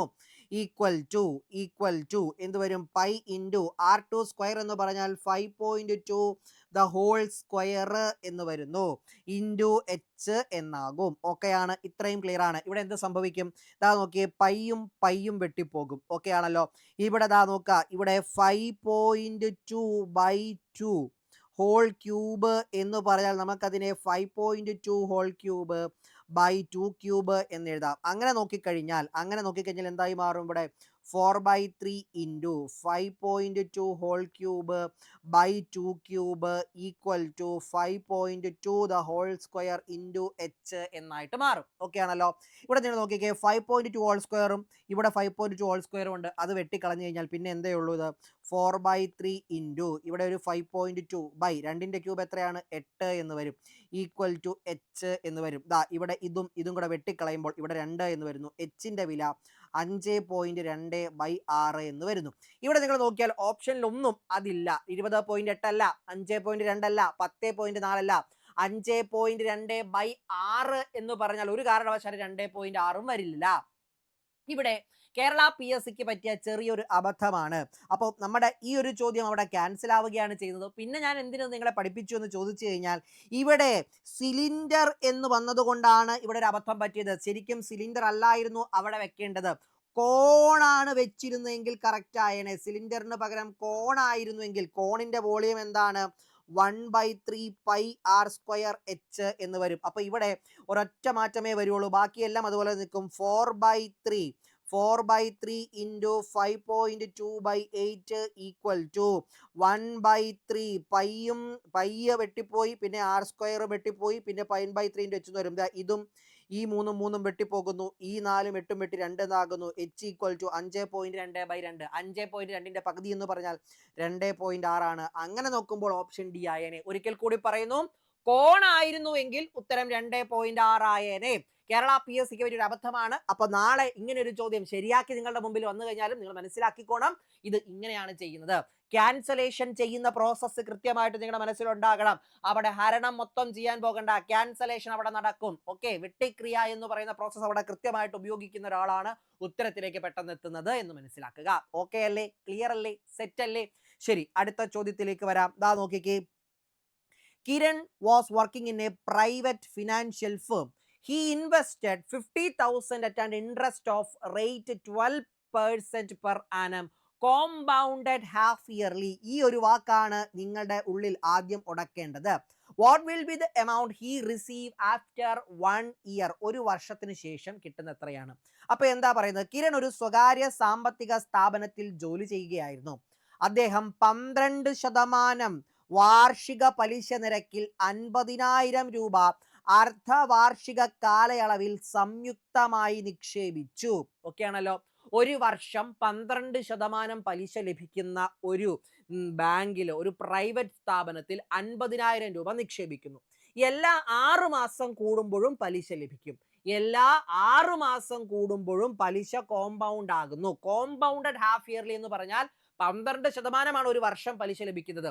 എന്നാൽ ഓരോ 6 മാസം കൂടുമ്പോഴും എന്ത് ചെയ്യുന്നു? നമ്മുടെ ഈ പറഞ്ഞ 50,000 രൂപയുടെ പലിശ കിരണിന്റെ അക്കൗണ്ടിലേക്ക് വന്ന് ചാടും. ഒരു കാര്യം മനസ്സിലാക്കുക, കൂട്ടുപലിശയിൽ പലിശയ്ക്ക് പലിശയുടെ പലിശ കിട്ടിക്കൊണ്ടേയിരിക്കും. അതുകൊണ്ട് 6 മാസം എന്നുള്ളത് കൃത്യമായിട്ട് മനസ്സിലാക്കുക. 6 മാസം കഴിയുമ്പോൾ ഈ പയ്യന്റെ അക്കൗണ്ടിൽ 50,000 രൂപയല്ല, 50,000ത്തിന്റെ പലിശ കൂടി, അതിന് കിട്ടേണ്ട പലിശ കൂടി അതിന്റെ അക്കൗണ്ടിലേക്ക് വന്ന് വീഴും. പിന്നെ അടുത്ത 6 മാസം കിട്ടുന്നത് ആ 50,000 രൂപയുടെ പലിശയും പിന്നെ ആ പലിശയുടെ പലിശയും കൂടെ കിട്ടും. ചിന്തിക്കുക. അപ്പൊ ഇവിടെ നമ്മുടെ പ്രശ്നം എന്താണ്? 6 മാസം എന്ന് പറയുമ്പോൾ, അപ്പൊ ഒരു വർഷത്തേക്ക് ശ്രദ്ധിക്കണേ എന്താണ് ഞാൻ പറഞ്ഞത്? ഒരു വർഷത്തേക്ക് അദ്ദേഹത്തിന് കിട്ടുന്നത് 12%. അതായത് 12 മാസം 12%. അപ്പൊ 6 മാസം നോക്കുക, ഹാഫ് ഇയർലി എന്ന് പറഞ്ഞു കഴിഞ്ഞാൽ ഒരു വർഷത്തിന്റെ പകുതിയാണ് അല്ലേ? അതായത് അര വർഷം എന്ന് പറഞ്ഞാൽ 6 മാസം അദ്ദേഹത്തിന് കിട്ടുന്നത് എത്രയായിരിക്കും? നേർ പകുതി 6% 6 മാസം ആകുമ്പോൾ അദ്ദേഹത്തിന്റെ അക്കൗണ്ടിൽ കയറുന്നത് നിക്ഷേപിച്ച തുകയുടെ 6% വന്ന് കയറുന്നു. ഓക്കെ ആണല്ലോ, ക്ലിയർ അല്ലേ? അപ്പൊ നിങ്ങൾ നോക്കുക, ആദ്യം എന്താണ്? 50,000 രൂപ നിക്ഷേപിച്ചു. ഓക്കെ ആണല്ലോ. ആദ്യത്തെ 6 മാസം കഴിയുമ്പോൾ നമ്മളോട് ചോദിച്ചിരിക്കുന്നത് ഒരു വർഷം കഴിയുമ്പോൾ അദ്ദേഹത്തിന് എത്ര രൂപ കിട്ടുമെന്നാണ് ചോദിക്കുന്നത്. 6 മാസം കഴിയുമ്പോൾ എന്ത് ചെയ്യും? ഈ 50,000 രൂപയുടെ കൂടെ അതിന്റെ 6% കൂടെ അദ്ദേഹത്തിന് കിട്ടും. 6%, 50,000ത്തിന്റെ 1% എന്ന് പറഞ്ഞാൽ 2 പൂജ്യം കളയണം, 500 ആണ്. 50,000ത്തിന്റെ 1% എന്ന് പറഞ്ഞു കഴിഞ്ഞാൽ എത്രയാണ്? 500 ആണ്. അപ്പോൾ 6% എന്ന് പറഞ്ഞാൽ എന്തായിരിക്കും? ഈ 500ന്റെ കൂടെ 6 ഗുണിച്ചാൽ മതി, അതായത് 3000 എന്ന് വരും. അതായത് 6 മാസം കഴിയുമ്പോൾ ഇദ്ദേഹത്തിന്റെ അക്കൗണ്ടിൽ എത്ര രൂപയുണ്ട്? 53,000 രൂപയുണ്ട്. 53,000 രൂപയുണ്ട്. ഓക്കെ ആണല്ലോ. വീണ്ടും ഒരു 6 മാസം കൂടി കഴിയുമ്പോൾ അദ്ദേഹത്തിന്റെ അക്കൗണ്ടിൽ വീണ്ടും ആ 50,000 അതുപോലെ തന്നെയുണ്ട്. പിന്നെയും ഈ 50,000ത്തിന്റെ 6%ആയിട്ടുള്ള 3,000 കയറുന്നു. വീണ്ടും ഈ ആദ്യം കിട്ടിയ ആദ്യത്തെ 6 മാസം അവസാനിക്കുമ്പോൾ കിട്ടിയ ആഡായ 3,000 രൂപയിലെ അതിന്റെ കൂടി 6% കിട്ടും. അതിന്റെ 6% എന്ന് പറഞ്ഞു കഴിഞ്ഞാൽ എത്രയാണ്? അതിന്റെ 1% എന്ന് പറയുന്നത് എത്രയാണ്? 30 ആണ്. അപ്പൊ 6% എന്ന് പറയുമ്പോൾ 30 ഗുണം 6 180 രൂപയാണ്. അതായത് അദ്ദേഹത്തിന്റെ അക്കൗണ്ടിൽ ഇപ്പോൾ എന്തൊക്കെയുണ്ട് നോക്കിക്കേ. ഈ 50,000, പിന്നെ വീണ്ടും ഒരു 3,000, പിന്നെ ഈ 3,000. ഓക്കെ ആണല്ലോ. അതായത് ഇതാ നോക്കുക, 50,000 വന്നു. ഓക്കെ ആണല്ലോ. അത് കഴിഞ്ഞിട്ട് ഇവിടെ ഒരു 3,000 ഉണ്ട്, ഇവിടെ ഒരു 3,000 ഉണ്ട്. അതായത് 6,000 വന്നു. പിന്നെ ഈ 3,000ത്തിന്റെ എത്ര? 6% കൂടെ വന്നു, അതായത് 180. അതായത് 56,180 രൂപ അദ്ദേഹത്തിന് ലഭിക്കും. ഇക്വേഷൻ ഉപയോഗിക്കാതെ തന്നെ നിങ്ങൾക്ക് അത് ചെയ്യാനായിട്ട് പറ്റും. ക്ലിയർ ആണല്ലോ? ക്ലിയർ അല്ലേ? 50,000 6 മാസം കഴിയുമ്പോൾ അതിന്റെ പലിശയായ 3,000, അപ്പൊ 53,000. ഇനി 53,000ത്തിന്റെ 6% കാണണം. 53,000ത്തിന്റെ 6% എന്ന് പറഞ്ഞാൽ 3,180 ആണ്. അപ്പൊ 53 3,180 കൂടെ ചേർന്ന് 5,680, 56,180, 56,180 എന്ന് പറയാനായിട്ട് പറ്റും. അദ്ദേഹത്തിന് ലഭിക്കുന്ന തുക 56,180 രൂപ. ക്ലിയർ അല്ലേടാ? സെറ്റ് അല്ലേ? അടുത്ത ചോദ്യത്തിലേക്ക് വരാം. ദാ നോക്കിക്കേ. Nivin buys a watch for 500 and sells it to Shinoy at 10% profit. Shinoy then sells it to Jinu at 20% loss. Jinu sells it to Jeevan at 10% loss. How much did Jeevan pay for the watch എന്നാണ് ചോദിച്ചിരിക്കുന്നത്. നിവിൻ 500 രൂപ കൊടുത്തൊരു watch വാങ്ങുന്നു. നിവിൻ 500 രൂപ കൊടുത്ത് ഒരു watch വാങ്ങി. Okay ആണ്. അപ്പൊ നിവിന്റെ കയ്യിൽ വാച്ചിരിക്കുകയാണ്. ഇവിടെ എന്താണെന്ന് വെച്ച് കഴിഞ്ഞാൽ ഈ വസ്തുവിന്റെ വില മറ്റു രീതിയിലാണ് പറഞ്ഞിരിക്കുന്നത്. 500 രൂപ കൊടുത്ത് വാച്ച് വാങ്ങി എന്ന് പറയുമ്പോൾ ആ പൊരുൾ വാങ്ങാൻ നിവിൻ മുടക്കിയത് 500 രൂപ. അപ്പൊ ഇവിടുത്തെ കോസ്റ്റ് ടു പ്രൈസ് എന്ന് പറയുന്നത് 500 ആണ്. ഓക്കെ ആണല്ലോ. ഇനി എന്തൊക്കെയാണ് സംഭവിക്കുന്നത്? 10% ലാഭത്തിൽ ഷിനോക്ക് വിറ്റു. അതായത് ഇത് വിറ്റ് കഴിഞ്ഞപ്പോൾ വാങ്ങിയ വിലയുടെ 110% ആർക്ക് കിട്ടുന്നു? നമ്മുടെ നിവിന് കിട്ടുന്നു. ഓക്കെ, ഇനി ഷിനോയ് അത് 20% നഷ്ടത്തിൽ ജനുവിന് വിറ്റു. അതായത് 100ന്റെ, അതായത് വീണ്ടും എന്താണ് 20% നഷ്ടം എന്ന് പറയുമ്പോൾ 80/100 ഓക്കെ ആണല്ലോ. 20% നഷ്ടത്തിന് ജനുവിന് വിറ്റു. ജനു 10% നഷ്ടത്തിൽ അത് മറിച്ച് വിറ്റു. ഇവിടെ നമുക്ക് എന്ത് ചെയ്യാം, ഇത് കണക്കാക്കുമ്പോൾ ഇങ്ങനെ ചെയ്താൽ മതി. 500 ഇൻറ്റു ആദ്യം എന്താ സംഭവിക്കുന്നത്, 10% ലാഭത്തിലാണ് വിൽക്കുന്നത്. 10% ലാഭം എന്ന് പറയുമ്പോൾ 110/100 ഓക്കെ ആണല്ലോ. കാരണം 100% എന്നതാണ് കോസ്റ്റ് പ്രൈസ് എടുത്താൽ ലാഭത്തിൽ 10% ലാഭം എന്ന് പറയുമ്പോൾ 110% കയ്യിലേക്ക് വരുമ്പോഴാണ് 10% ലാഭം സംഭവിക്കുന്നത്. ഇൻറ്റു ഇനി എന്താ സംഭവിക്കുന്നത്, ജിനു അതായത് നിവിൻ വാച്ച് 500 രൂപയ്ക്ക് വാങ്ങി 10% ലാഭത്തിന് ഷിനോയ്ക്ക് വിറ്റു. ഷിനോ എന്താ ചെയ്യുന്നത്, 20% നഷ്ടത്തിന് ജനുവിന് വിൽക്കുന്നു. അപ്പം ഈ 500ന്റെ 20% നഷ്ടപ്പെട്ടു. അപ്പൊ 500ന്റെ 80% വീണ്ടും അതിനകത്ത് കിട്ടുന്നുള്ളൂ. അതായത് എത്രയാണ് ഇതിന്റെ സെല്ലിംഗ് പ്രൈസ് എന്ന് പറയുന്നത്, ഇപ്പോഴത്തെ സെല്ലിംഗ് പ്രൈസ് എന്ന് പറയുന്നത് ദേ ഇതിന്റെ 80% എന്ന് പറഞ്ഞാൽ എന്ത് ഇൻറ്റു 80/100 ഓക്കെ അല്ലേ. വീണ്ടും വീണ്ടും എന്താണ് സംഭവിക്കുന്നത്, ജനു 10% നഷ്ടത്തിന് എന്ത് ചെയ്യുന്നത്, അത് മറിച്ചു വെക്കുന്നു. അതായത് ഇപ്പോൾ ജനു എന്താ ചെയ്യുന്നത്, ജനുവിന് അവന് കിട്ടിയ അവൻ വാങ്ങിച്ച എത്ര രൂപയ്ക്കാണോ അതിന്റെ 10% നഷ്ടത്തിലാണ് വിൽക്കുന്നത്. അതായത് ഇതിന്റെ 10% പോയി, അതായത് ഇതിന്റെ 90% ആ വാച്ച് വിൽക്കുമ്പോൾ കിട്ടുന്നുള്ളൂ. ഓക്കെ ആണല്ലോ. അപ്പൊ നമ്മളോട് ചോദിച്ച ജീവന് ഇത് ലഭിച്ചത് എത്ര രൂപയ്ക്കാണ്, അതായത് ഇത് എത്ര രൂപയാണ്. ഇപ്പൊ ഈ 500 ഇൻറ്റു 110/100 ഇൻറ്റു 80/100 ഇൻറ്റു 90/100 കണ്ടാൽ ജീവന് ഇത് എത്ര രൂപയ്ക്കാണ് കിട്ടിയത് എന്നറിയാനായിട്ട് സാധിക്കും. എന്ത് ചെയ്താൽ മതി, ഇവിടെ 2 0 ക്യാൻസൽ, ഇവിടെ 2 0 ക്യാൻസൽ, ഇവിടെ 1 0 പോയി, 1 0 പോയി, 1 0 പോയി, 1 0 പോയി, 1 0 പോയി, 1 0 പോയി, പോയിട്ട് എന്താ ഉള്ളത്, 5 ഇൻറ്റു 11 ഇൻറ്റു 8 ഇൻറ്റു 9 ബൈ 10 എന്നാണ് ഉള്ളത്. ഇത് പോയി, ഇത് പോയി, ഇവിടെ 5 വരുന്നു, ഇവിടെ 4 വരുന്നു, 5ഉം 5ഉം വെട്ടിപ്പോയി, ഇവിടെ എത്ര വരുന്നു, 11 ഇൻറ്റു 36 എന്ന് വരുന്നു. ഒരു 2 അക്ക സംഖ്യ 16 കൊണ്ട് ഗുണിക്കുക, 2 അക്കങ്ങളും അകത്തി എഴുതുക, നടുക്കത് കൂട്ടി എഴുതുക, 396. ഈ പറയുന്ന വാച്ച് ജീവന് ലഭിച്ചത് എത്ര രൂപയ്ക്കെന്ന് ചോദിച്ചാൽ 396 രൂപയ്ക്കാണ് എന്ന് പറയാനായിട്ട് സാധിക്കും. ഓക്കെ ആണല്ലോ. സിമ്പിൾ ആശയമാണ്, വളരെ നിസ്സാരമായി നിങ്ങൾക്ക് അത് മനസ്സിലായെന്ന് വിശ്വസിക്കുന്നു. ഓക്കെ, അടുത്ത ചോദ്യം നോക്കിക്കേ. Find the missing term in the series എന്നാണ് ചോദിച്ചിരിക്കുന്നത്. Find the missing term in the series. ഇങ്ങനെ ഒരു ചോദ്യം വരുമ്പോൾ എപ്പോഴും നിങ്ങൾ ചിന്തിക്കേണ്ടത് ഇവിടെ എന്താണ് സംഭവിക്കുന്നത് നോക്കുക. 3 15 ആകുന്നു, 3ൽ നിന്നും ഒറ്റയടിക്ക് 15ലേക്ക് പോയി. ഇനി 15ൽ നിന്നും എങ്ങോട്ടാ പോയ ഒരു സംഖ്യ വന്നു, അത് കഴിഞ്ഞ് 255ലേക്കാണ് പോകുന്നത്. 255ലേക്ക് പോകുന്നു. പിന്നെ പോകുന്നത് 1023ലേക്കാണ്. 2 രീതിയിൽ ഇതിനെ ചിന്തിക്കാനായിട്ട് പറ്റും.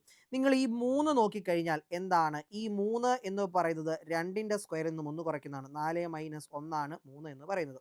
ഈ 15 എന്ന് പറഞ്ഞാൽ 16ൽ നിന്ന് 1 കുറയ്ക്കുന്നതാണ്. അതായത് എന്താ, 4ന്റെ സ്ക്വയർ -1 ആണ്. ഈ 255 എന്ന് പറഞ്ഞു കഴിഞ്ഞാൽ അപ്പോൾ ഇവിടെ നോക്കുക, 2 4 ഇവിടെ നോക്കിക്കേ, 2 2ന്റെ 2 വന്നു, 4 വന്നു.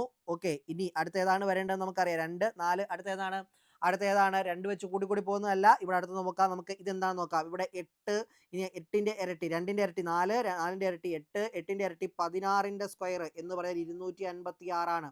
അതിൽ നിന്നും 1 കുറയ്ക്കുന്നതാണ് 255 എന്ന് വരുന്നത്. 255 എന്ന് പറയുന്നത് ഇനി 16ന്റെ ഇരട്ടിയായ 32, അതിന്റെ സ്ക്വയർ എന്ന് പറയുന്നത് 1024 ആണ്. അതിൽ നിന്നും 1 കുറയ്ക്കുകയാണ് 1023. അപ്പോൾ ഉറപ്പായിട്ട് ഇവിടെ എന്തായിരിക്കും, 8 ആയിരിക്കും. 8ന്റെ സ്ക്വയർ നിന്ന് 1 കുറയ്ക്കുക, 64ൽ നിന്ന് 1 കുറച്ച് 63 എന്ന് പറയാനായിട്ട് സാധിക്കും. ഇത് ഒരു രീതിയാണ്. അതായത് എന്താണ്, 2ന്റെ സ്ക്വയറുകൾ എടുത്തിട്ട് അതിൽ നിന്നും 1 കുറയ്ക്കുന്നതാണ്. കാരണം ഇവിടെ നോക്കുമ്പോൾ എന്താ, ഇത് പെട്ടെന്ന് വലുതാവുക. അപ്പൊ സ്ക്വയറോ മൾട്ടിപ്പിളോ വരുന്ന ഒരു ഐഡിയ ആണ്. ഇനി അങ്ങനെ അല്ലെങ്കിൽ മറ്റു രീതിയിൽ ഇതിനെ ചെയ്യാനായിട്ട് പറ്റും. മറ്റു രീതിയിൽ ചെയ്യാനായിട്ട് പറ്റിക്കഴിഞ്ഞാൽ ഇത് 3 15 ആയി. ഈ 3നെ 15ഉമായിട്ട് കണക്ട് ചെയ്യണം. 3 ഇൻറ്റു 5 എന്നുള്ളത് 15 ആണ്. പക്ഷെ അതിവിടെ വില പോകില്ല. കാരണം എന്താണ്, 255ൽ നിന്നും 1023ലേക്ക് അത് പെട്ടെന്ന് അങ്ങനെയൊന്നും വളർന്നു വരികയില്ല. അപ്പോൾ അത് കണക്ട് ചെയ്യാൻ പറ്റുന്ന എന്തോ ഗുണിച്ചിട്ട് കൂട്ടുന്ന രീതി, സിമ്പിൾ ആയിട്ട് പോകുന്ന രീതിയല്ല. Okay, 3 into 15. ഇനി അടുത്തത് കിട്ടണമെങ്കിൽ 15 ഇൻറ്റു എന്തെങ്കിലും ചെയ്താൽ 255 കിട്ടുമെന്നുള്ളത് നോക്കുക. അങ്ങനെയൊന്നും അവിടെ നടക്കുന്ന ഒരു ലക്ഷണം കാണുന്നില്ല. അപ്പോൾ ഇവിടെ നമുക്ക് വരുന്നത് 3 ഇൻറ്റു 4 പ്ലസ് 3 എന്ന് ചെയ്ത് കഴിഞ്ഞാൽ നമുക്ക് എന്ത് കിട്ടും, 15 കിട്ടും. ഓക്കെ ആണല്ലോ. അതേ രീതിയിൽ അടുത്ത ചിന്തിച്ച് നോക്കിക്കേ, 15. അപ്പോൾ അതൊക്കെ 15 കിട്ടി. ഇനി 15 ഇൻറ്റു 4 പ്ലസ് 15 ചെയ്താൽ 15 ഇൻറ്റു 4 പ്ലസ് 3 ചെയ്ത് കഴിഞ്ഞാൽ നമുക്ക് എന്ത് കിട്ടും, ഇവിടെ 60 + 3 63 കിട്ടും. അടുത്ത് നമുക്ക് വരുന്നുണ്ട് നോക്കാം. 63 × 4 + 3 63 × 4 എന്ന് പറയുന്നത് എത്രയാണ്? 2 ഇഷ്ടം 1 6 4 24 1 252 252 + 2 എന്ന് പറഞ്ഞാൽ 255 എന്ന് വരുന്നുണ്ട്.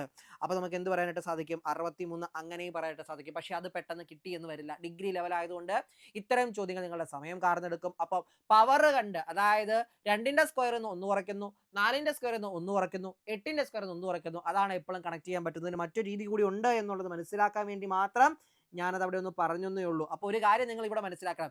ഈ ഒരു ചോദ്യം നിങ്ങൾ മനസ്സിലായി.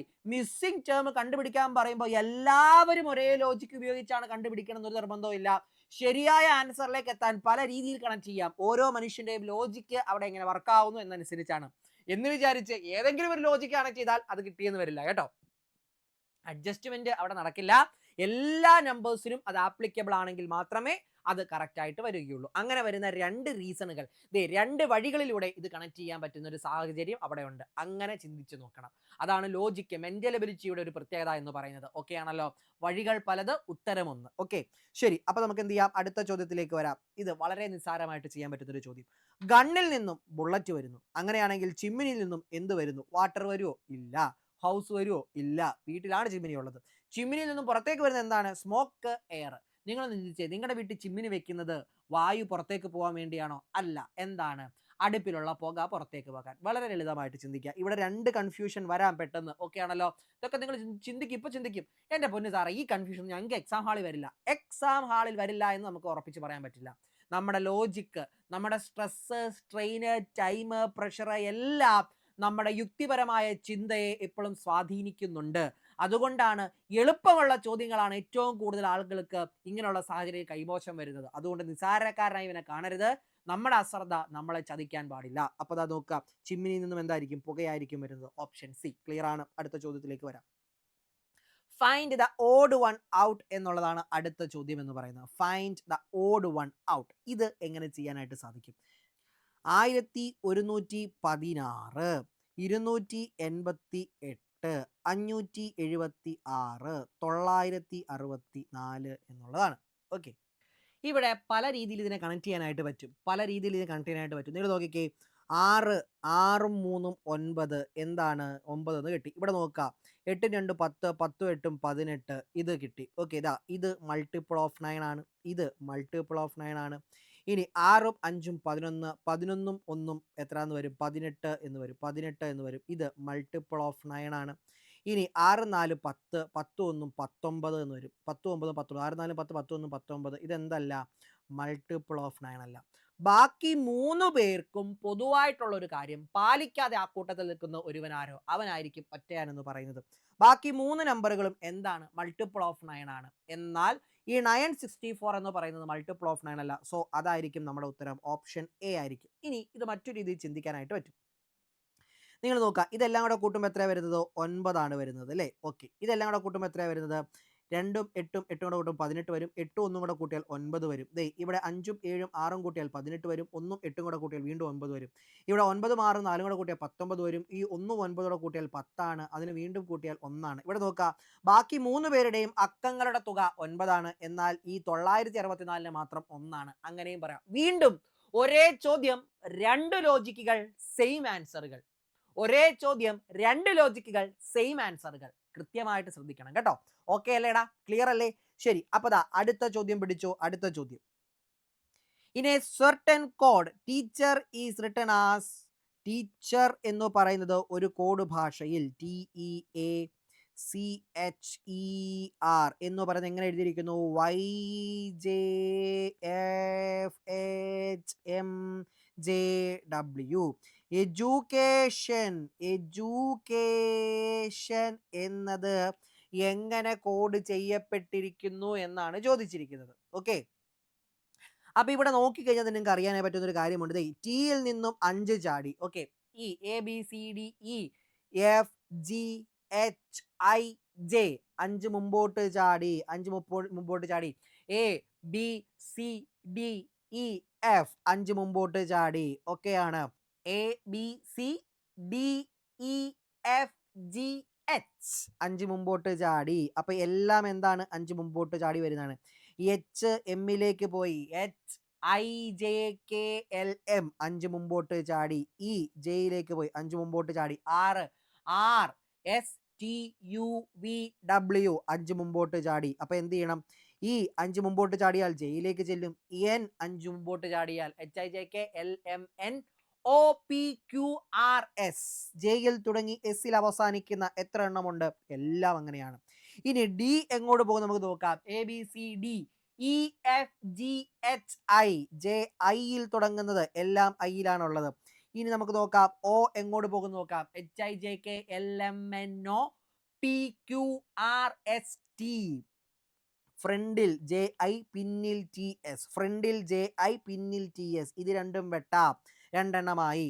ഇനി യു, ഓക്കെ, PQRSTUVWXYZ JIZ. അപ്പൊ നമുക്ക് എന്ത് ചെയ്യാൻ പറ്റും? ഓപ്ഷൻ സി എന്ന് ഉറപ്പിക്കാനായിട്ട് സാധിക്കും. ഓക്കെ ആണല്ലോ? 5 വെച്ച് മുമ്പോട്ട് ചാടി പോകുന്നത് അത് ഫില്ല് ചെയ്യുന്ന എങ്ങനെയാണ്? മുന്നിൽ നിന്നൊന്ന്, പിന്നിൽ നിന്നൊന്ന്, വീണ്ടും മുന്നിൽ നിന്നൊന്ന്, പിന്നിൽ നിന്ന് ഒന്ന്, വീണ്ടും മുന്നിൽ നിന്നൊന്ന്, എന്നിട്ട് ഓരോ തവണയും ഓപ്ഷനിലേക്ക് നോക്കണം. അപ്പൊ നമുക്ക് ഓപ്ഷൻ കറക്റ്റ് ആയിട്ട് കിട്ടും. ടൈം നിങ്ങൾക്ക് ആ ഒരു മെത്തേഡ് വഴി ലാഭിക്കാനായിട്ട് സാധിക്കും. ഓക്കെ, അടുത്ത ചോദ്യം നോക്കിക്കേ. ഇഫ് ഹാഷ് സ്റ്റാൻഡ്സ് ഫോർ, ഇങ്ങനെ വരുമ്പോൾ നിങ്ങൾ ആ സംഖ്യകൾ ആദ്യം അങ്ങ് എഴുതുക. അകത്തി 6, 13, 45, 3, 7, 12. ഹാഷ് എന്ന് പറഞ്ഞാൽ ഇൻറ്റു ആണ്. ഹാഷ് എവിടെയുണ്ട്? ഇവിടെയുണ്ട്, 6നും 13നും ഇടയിൽ. ഇനി എന്താ പറയുന്നത്? അറ്റ് എന്നാൽ ഡിവിഷൻ ആണ്. അറ്റ് എവിടെയുണ്ട്? 45നും 3നും ഇടയിൽ അറ്റുണ്ട്. ഇനി മുകളിലേക്കിടുന്ന ചിഹ്നം, അതായത് മുകളിലേക്കുള്ള ആരു എന്നാൽ എന്താണ്? പ്ലസ് ആണ്. 13നും 45നും ഇടയിൽ പ്ലസ് വരും. ഇനി താഴേക്ക് ഉള്ള ആരോ എന്താണ്? മൈനസ് ആണ്. ഇവിടെ ഒരു മൈനസ് ഇടുന്നു. ഇനി എന്താ പറയുന്നത്? വീണ്ടും ലാസ്റ്റ് ഒരു ഹാഷ് ഉണ്ട്. ഹാഷ് എന്നാൽ ഇൻറ്റു ആണ്. നമ്മൾ കണ്ടിട്ടുണ്ട് ബോട്ട് മാസ് അല്ലേ? ബോട്ട് മാസ് റൂൾ പ്രകാരം എന്താണ്? Bracket open, division, multiplication, addition, subtraction. അപ്പൊ ആദ്യം ഡിവിഷൻ ചെയ്യാം. 45/3 എന്ന് പറഞ്ഞാൽ 15 എന്ന് വരും. ബാക്കി അതുപോലെ തന്നെ. പ്ലസ് 13 ഇൻറ്റു 6 മൈനസ് 7 ഇൻറ്റു 12 എന്ന് വരുന്നു. ഇനി എന്താ? Division, multiplication. ഡിവിഷൻ കഴിഞ്ഞാൽ പിന്നെ മൾട്ടിപ്ലിക്കേഷൻ. 13 ഇൻറ്റു 6 എന്ന് പറഞ്ഞാൽ എത്ര വരും? 78 എന്ന് വരും. 78 പ്ലസ് 15. ഇവിടെയും ഒരു മൾട്ടിപ്ലിക്കേഷൻ ഉണ്ട്. 12 ഇൻറ്റു 7 എന്ന് പറഞ്ഞു കഴിഞ്ഞാൽ 70ഉം 14ഉം എത്ര വരും? 84 മൈനസ് 84 എന്ന് വരും. 78ഉം 15 ഇവിടെ നിന്ന് ഇങ്ങോട്ട് ചെയ്ത് വരണം. 78ഉം 15ഉം കൂടെ ചേർത്ത് കഴിഞ്ഞാൽ എത്ര വരും? 3 ശിഷ്ടം 1 93 എന്ന് വരും. 93ൽ നിന്നും 84 പോയാൽ 13ൽ നിന്നും 4 പോയാൽ എത്രയാണ്? 13ൽ നിന്നും 4 പോയാൽ 9ഉം 4ഉമാണ് 13. ഉത്തരം 9 എന്ന് കിട്ടും. ഓപ്ഷൻ ബി എന്നതായിരിക്കും ആൻസർ. ബോട്ട് മാസ് വെച്ച് ചെയ്യാവുന്ന സാധനമാണ്, കൃത്യമായിട്ട് ചെയ്യാം.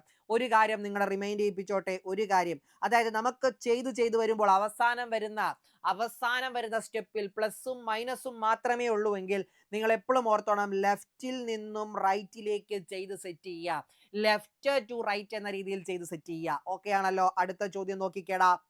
Ram is the brother of son of Madhav's son. How is Ram related to Madhav? Ram മാധവന്റെ പുത്രന്റെ സഹോദരനാണ് എങ്കിൽ റാം മാധവന്റെ ആരാണ്? ചിന്തിക്കേണ്ടത് വേറെ ഒന്നുമല്ല, ബ്ലഡ് റിലേഷൻ ട്രീ വരയ്ക്കാൻ ചിന്തിച്ചാൽ മതി. ഒന്നും അറിയാത്ത ആർക്കും ചെയ്യാനായിട്ട് പറ്റും. എളുപ്പത്തിൽ പറഞ്ഞുതരാം. ദാം പിടിച്ചോ. ഇപ്പം ഞാൻ എടുക്കുന്നു, എൻ്റെ അച്ഛൻ്റെ അച്ഛൻ, അമ്മയുടെ അമ്മ, അങ്ങനെ എൻ്റെ പിതാമഹനും മാതാമഹന്മാരും എല്ലാവരെയും എൻ്റെ തലയ്ക്ക് മുകളിലേക്ക്, എൻ്റെ അച്ഛൻ്റെ അച്ഛൻ, അമ്മയുടെ അമ്മ, അങ്ങനെയുള്ള എൻ്റെ തലമുറയുടെ മുഴുവൻ എൻ്റെ തലയ്ക്ക് മുകളിൽ വെക്കുന്നു. ഇനി എന്നിൽ നിന്നും ഉണ്ടാകുന്ന പ്രൊഡക്ട്സ്, എൻ്റെ മകൾ, അവരുടെ മകൻ, മകൻ്റെ മകൻ, അങ്ങനെയുള്ളതിനെല്ലാം എൻ്റെ താഴെ സെറ്റ് ചെയ്യും. ഇനി എൻ്റെ ഒരേ ലെവലിൽ വരുന്നത് എൻ്റെ സൈഡിൽ, എൻ്റെ നേരെ നിൽക്കാൻ പറ്റുന്നത് എന്നിൽ നിന്നും ഉണ്ടാകുന്ന ഓഫ് സ്പ്രിങ്സ് അല്ല, എൻ്റെ കൂടെ ജനിക്കുന്ന ഓഫ് സ്പ്രിങ്സ്, എൻ്റെ ചേട്ടൻ, ചേച്ചി, അനിയൻ, അനിയത്തി. ഇനി ഇപ്പറേ ഒരു പ്രശ്നക്കാരൻ, വലിയ പ്രശ്നം, എൻ്റെ ഭാര്യ, അതിനെ ഈ സൈഡിൽ നിർത്തണം. ഒരെണ്ണം മതി കേട്ടോ, അത് ഒന്നിൽ കൂടുതലായാൽ വിഷയമാണ്. ദാ പിടിച്ചോ. എന്താണ് പറയുന്നത്?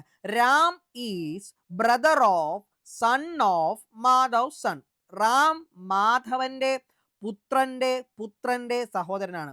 അപ്പൊ മാധവന്റെ പുത്രൻ, അപ്പൊ നമുക്ക് നോക്കാം. മാധവ്, ഓക്കെ ആണല്ലോ? മാധവനെ നമ്മൾ ഇവിടെ വെക്കുന്നു.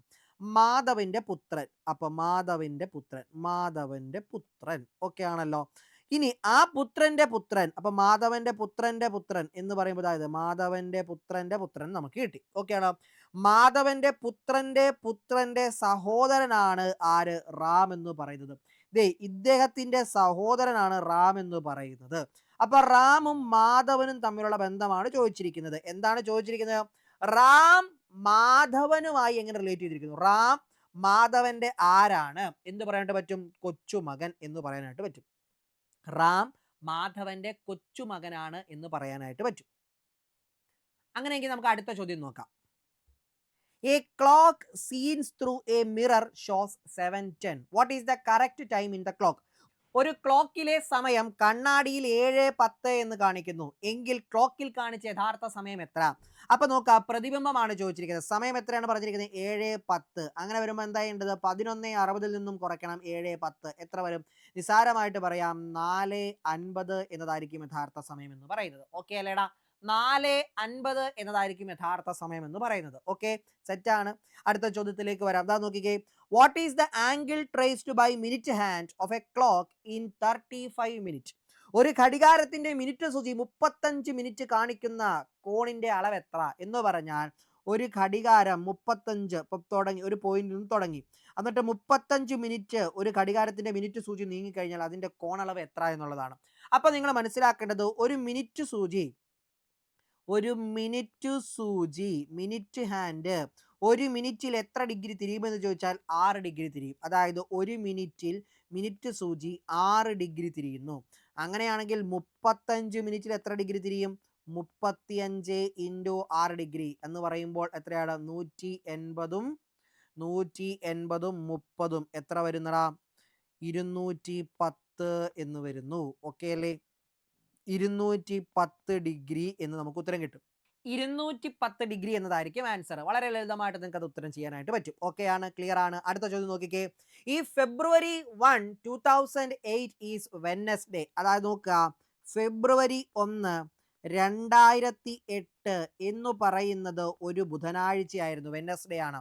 What day is March 4, 2008? അങ്ങനെയെങ്കിൽ മാർച്ച് 4, 2008 എന്ന് പറയുന്നത് ഏതാണ് ദിനം?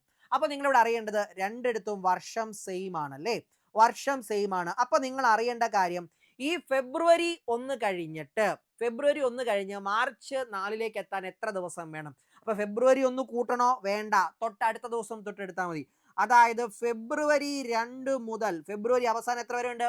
ഇതൊരു ലീപ്പ് ഇയർ ആണ്. അപ്പൊ ഫെബ്രുവരിയിൽ 29 ദിവസം ഉണ്ടാകും. 29 ദിവസം. അപ്പൊ ഫെബ്രുവരി 2 മുതൽ ഫെബ്രുവരി 29 വരെ 28 ദിവസങ്ങളുണ്ട്. ഇനി എന്താണടാ? മാർച്ച് 1 മുതൽ മാർച്ച് 4 വരെ 4 ദിവസങ്ങളുണ്ട്. അപ്പൊ 28 + 4 32 ദിവസമുണ്ട്. ഈ 32നെ 7 കൊണ്ട് ഹരിക്കുക. അതായത് ഓഡ് ഡേയ്സ് കിട്ടാൻ വേണ്ടി 7 കൊണ്ട് ഹരിക്കുക. എത്ര വരും? 4 തവണ 28 എന്ന് വരുന്നു, 4 എന്ന് വരുന്നു അല്ലേ? 4 എന്ന് വരുന്നു. അപ്പൊ എന്ത് ചെയ്യണം? നമുക്ക് ഈ വെഡ്നെസ്ഡേയുടെ കൂടെ 4 ദിവസം മുമ്പോട്ട് ചാടുക. അതായത് വ്യാഴം, വെള്ളി, ശനി, ഞായർ. വ്യാഴം, വെള്ളി, ശനി, ഞായർ എന്നതായിരിക്കും നമ്മുടെ ഉത്തരം. സൺഡേ ആയിരിക്കും നമ്മുടെ കറക്റ്റ് ആൻസർ എന്ന് പറയുന്നത്. ക്ലിയർ അല്ലേ? എങ്ങനെയാണ് ചിന്തിക്കേണ്ടത്? ഫെബ്രുവരി 1 ഏത് ദിവസമാണെന്ന് പറഞ്ഞിട്ടുണ്ട്. നമ്മളോട് ചോദിച്ചിരിക്കുന്നത് എന്താണ്? മാർച്ച് 4 ഏത് ദിവസമാണ്? അപ്പൊ തൊട്ടടുത്ത ദിവസം തൊട്ട് എണ്ണുക. ഫെബ്രുവരി 2 മുതൽ ഫെബ്രുവരി 28 വരെ, ഫെബ്രുവരി 29 വരെ 28 ദിവസങ്ങളുണ്ട്. മാറിപ്പോകരുത്, അവിടെയാണ് കൺഫ്യൂഷൻ വരുന്നത്. ലീപ്പ് ഇയർ ആണ്, 29 ദിവസമുണ്ട്. ഫെബ്രുവരി 1 കഴിഞ്ഞാൽ പിന്നെ ആ മാസം ഫെബ്രുവരിയിൽ 28 ദിവസങ്ങളുണ്ട്. മാർച്ചിലെ 4 ദിവസം കൂടെ ചേർത്ത് 28 4 32 ദിവസം.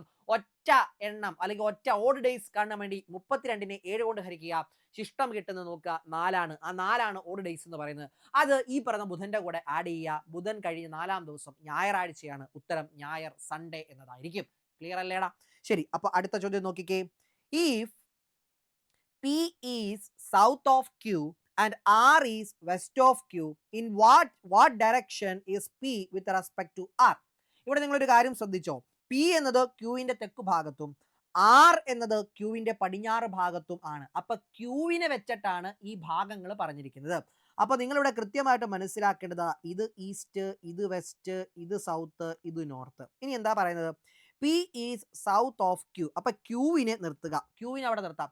ക്യൂവിന്റെ തെക്കു ഭാഗത്താണ്, പി എന്നത് ക്യൂവിന്റെ തെക്കു ഭാഗത്താണ്. അപ്പൊ പിയിലെ ഇവിടെ നിർത്താനായിട്ട് സാധിക്കും. ഇനി എന്താ പറയുന്നത്, ആർ എന്നത് ക്യൂവിന്റെ പടിഞ്ഞാറ് ഭാഗത്താണ്, ആർ എന്നത് ക്യൂവിന്റെ വെസ്റ്റ് ഡയറക്ഷനിലാണ്. അപ്പൊ ആറ് ദാ ഇവിടെയാണ്.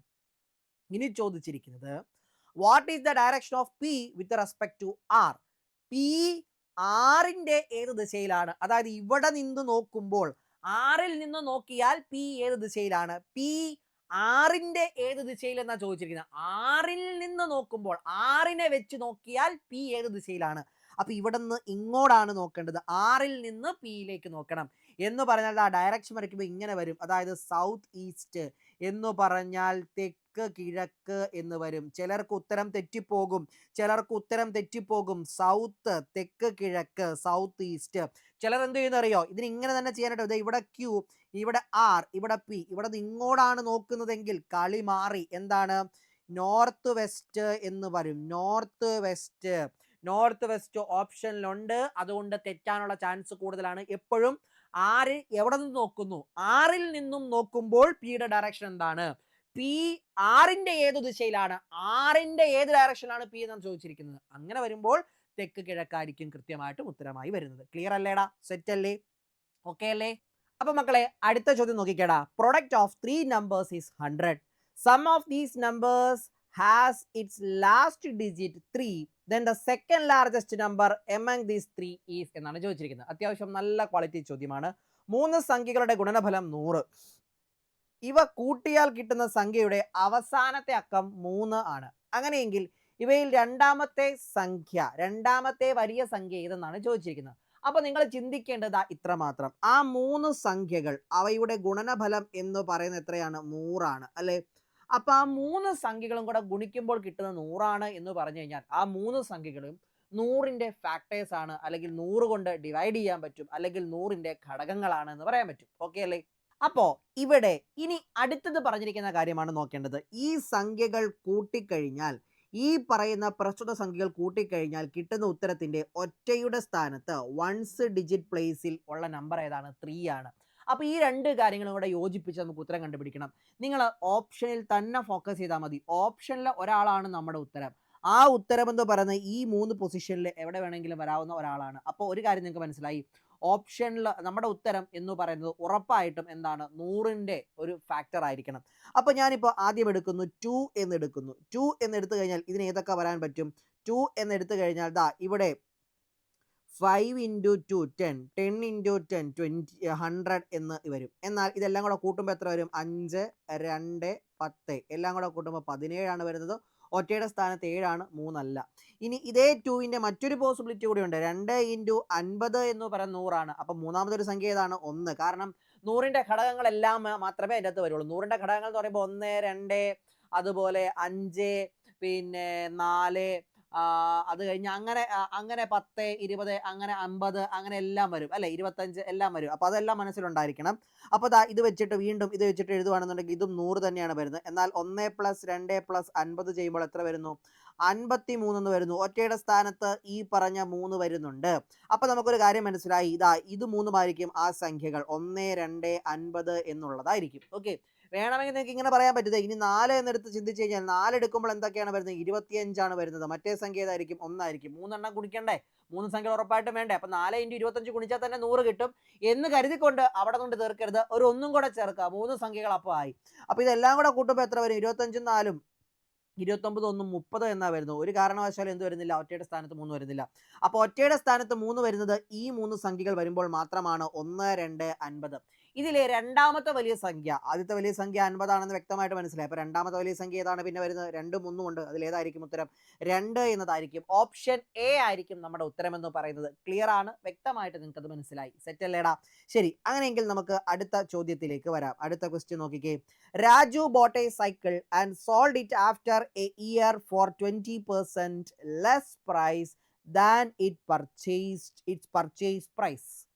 If he had sold it for a price less by 10% of purchase price, how he would have gained ₹100 more than what he got now. Which of the following could be the purchasing price? ലളിതമായി പറഞ്ഞാൽ, രാജു ഒരു cycle ഒരു വർഷത്തിന് ശേഷം 20% വിലക്കുറവിൽ വിറ്റു. അപ്പം രാജു ഒരു സാധനം വാങ്ങി, അപ്പോൾ വിൽക്കണമെങ്കിൽ അത് വാങ്ങണം അല്ലേ? കോസ്റ്റ് ടു പ്രൈസ് എന്ന് പറയുന്നത് എത്രയായിരിക്കും? 100% 100% കൊടുത്ത് വാങ്ങിയ രാജു 20% വിലക്കുറവിൽ, ഡിസ്കൗണ്ട് എന്ന് വേണമെങ്കിൽ കണക്കാക്കാം, 20% വില കുറച്ച് അത് വിറ്റു. അപ്പോൾ രാജുവിന് എത്രയാണ് ലഭിച്ചത്? രാജുവിന് എത്രയാണ് ലഭിച്ചത്? 80% ലഭിച്ചുള്ളൂ. ഓക്കെ ആണല്ലോ? 80% വിലക്കുറവിൽ അത് വിറ്റു. ഓക്കെ, ഇനി 10% വിലക്കുറവിൽ വിറ്റുവെങ്കിൽ രാജുവിന് 100 രൂപ അധികം കിട്ടിയേനെ. അതായത് ഈ 20% വിലക്കുറവിന് വിൽക്കാതെ 10% വിലക്കുറവിന് വിറ്റുവെങ്കിൽ, അപ്പം 100-ൽ നിന്നും 10% പോയി എത്ര രൂപയ്ക്ക്? 90%-ന് വിറ്റിരുന്നു എങ്കിൽ എന്ത് സംഭവിച്ചേനെ? 100 രൂപ അധികം കിട്ടിയേനെ. 100 രൂപ അധികം കിട്ടിയേനെ. അപ്പോൾ ഇപ്പം കിട്ടിയതിനേക്കാൾ 80% വെച്ച് വിറ്റപ്പോൾ കിട്ടിയതിനേക്കാൾ 100 രൂപ അധികം കിട്ടിയേനെ. എപ്പോൾ? 10% വിലക്കുറവിൽ വിറ്റിരുന്നെങ്കിൽ. അപ്പോൾ ഈ 80 മൈനസ് ഈ 90, ഈ വ്യത്യാസം, ഈ 90 മൈനസ് 80 എന്ന് പറഞ്ഞാൽ 10%. ഈ പറയുന്ന 10% ആണ് എന്തിന് തുല്യം? 100-ന് തുല്യം. അങ്ങനെയാണെങ്കിൽ നമ്മളോട് ചോദിച്ചിരിക്കുന്നത് എന്താണ്? ഇത് വാങ്ങിയ വില എത്രയാണ്? സൈക്കിളിൻ്റെ വാങ്ങിയ വില. എങ്കിൽ താഴെ കൊടുത്തിരിക്കുന്ന സംഖ്യകളിൽ ഏതാണ് രാജുവിൻ്റെ സൈക്കിളിൻ്റെ വില എന്നാണ് ചോദിച്ചിരിക്കുന്നത്. സൈക്കിൾ വാങ്ങിയ വിലയാണ് ഉദ്ദേശിക്കുന്നത്, സൈക്കിളിൻ്റെ വാങ്ങിയ വില. ഓക്കെ, അപ്പം 10%, അപ്പം കോസ്റ്റ് ടു പ്രൈസ് എന്ന് പറയുന്നത് 100% അല്ലേ? ഒരു സംഖ്യയുടെ 10% 100 ആണെങ്കിൽ അതിൻ്റെ 100% കാണാൻ ഒന്നും ചെയ്യേണ്ട, ആ സംഖ്യയുടെ അപ്പുറത്ത് ഒരു 0 കൂടെ ഇട്ട് കൊടുത്താൽ മതി, 1000 എന്ന് കിട്ടും. നമ്മുടെ ഉത്തരം ഓപ്ഷൻ എ 1000 എന്നതായിരിക്കും. വളരെ സിമ്പിളായിട്ട് അത് ചെയ്യാൻ പറ്റും. ഓക്കെ ആണല്ലോ? ക്ലിയർ അല്ലേ? അവിടെ ഒരിക്കൽ കൂടി ആ കോൺസെപ്റ്റ് ഒന്ന് പറഞ്ഞാൽ, കോസ്റ്റ് പ്രൈസ് 100% എന്ന് എടുക്കുന്നു. അപ്പോൾ വിറ്റുപോയത് 20% ഡിസ്കൗണ്ടിലാണ്. 20% ഡിസ്കൗണ്ടിൽ ആദ്യം വിൽക്കുന്നു എന്ന് പറയുമ്പോൾ 80% ലഭിച്ചുള്ളൂ. ഓക്കെ ആണല്ലോ?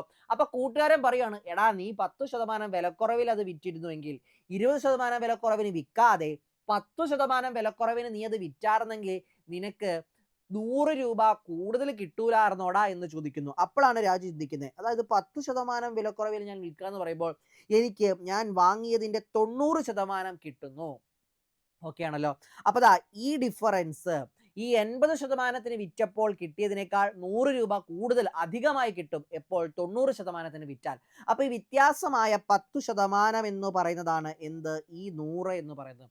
10% 100-ന് തുല്യം എന്ന് പറയുന്നത്. അങ്ങനെയാണെങ്കിൽ 100% എന്ന് പറഞ്ഞാൽ എത്രയായിരിക്കും? 1000 എന്നതായിരിക്കും.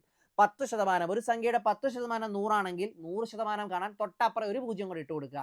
100-ന്റെ തൊട്ടപ്പുറം ഒരു 0 കൂടി ഇടുമ്പോൾ 1000 എന്നായി. ക്ലിയർ അല്ലേ? സെറ്റ് അല്ലേ? അടുത്ത ചോദ്യത്തിലേക്ക് പോകാം. അപ്പോൾ ദാ അടുത്ത ചോദ്യം നോക്കിക്കേ.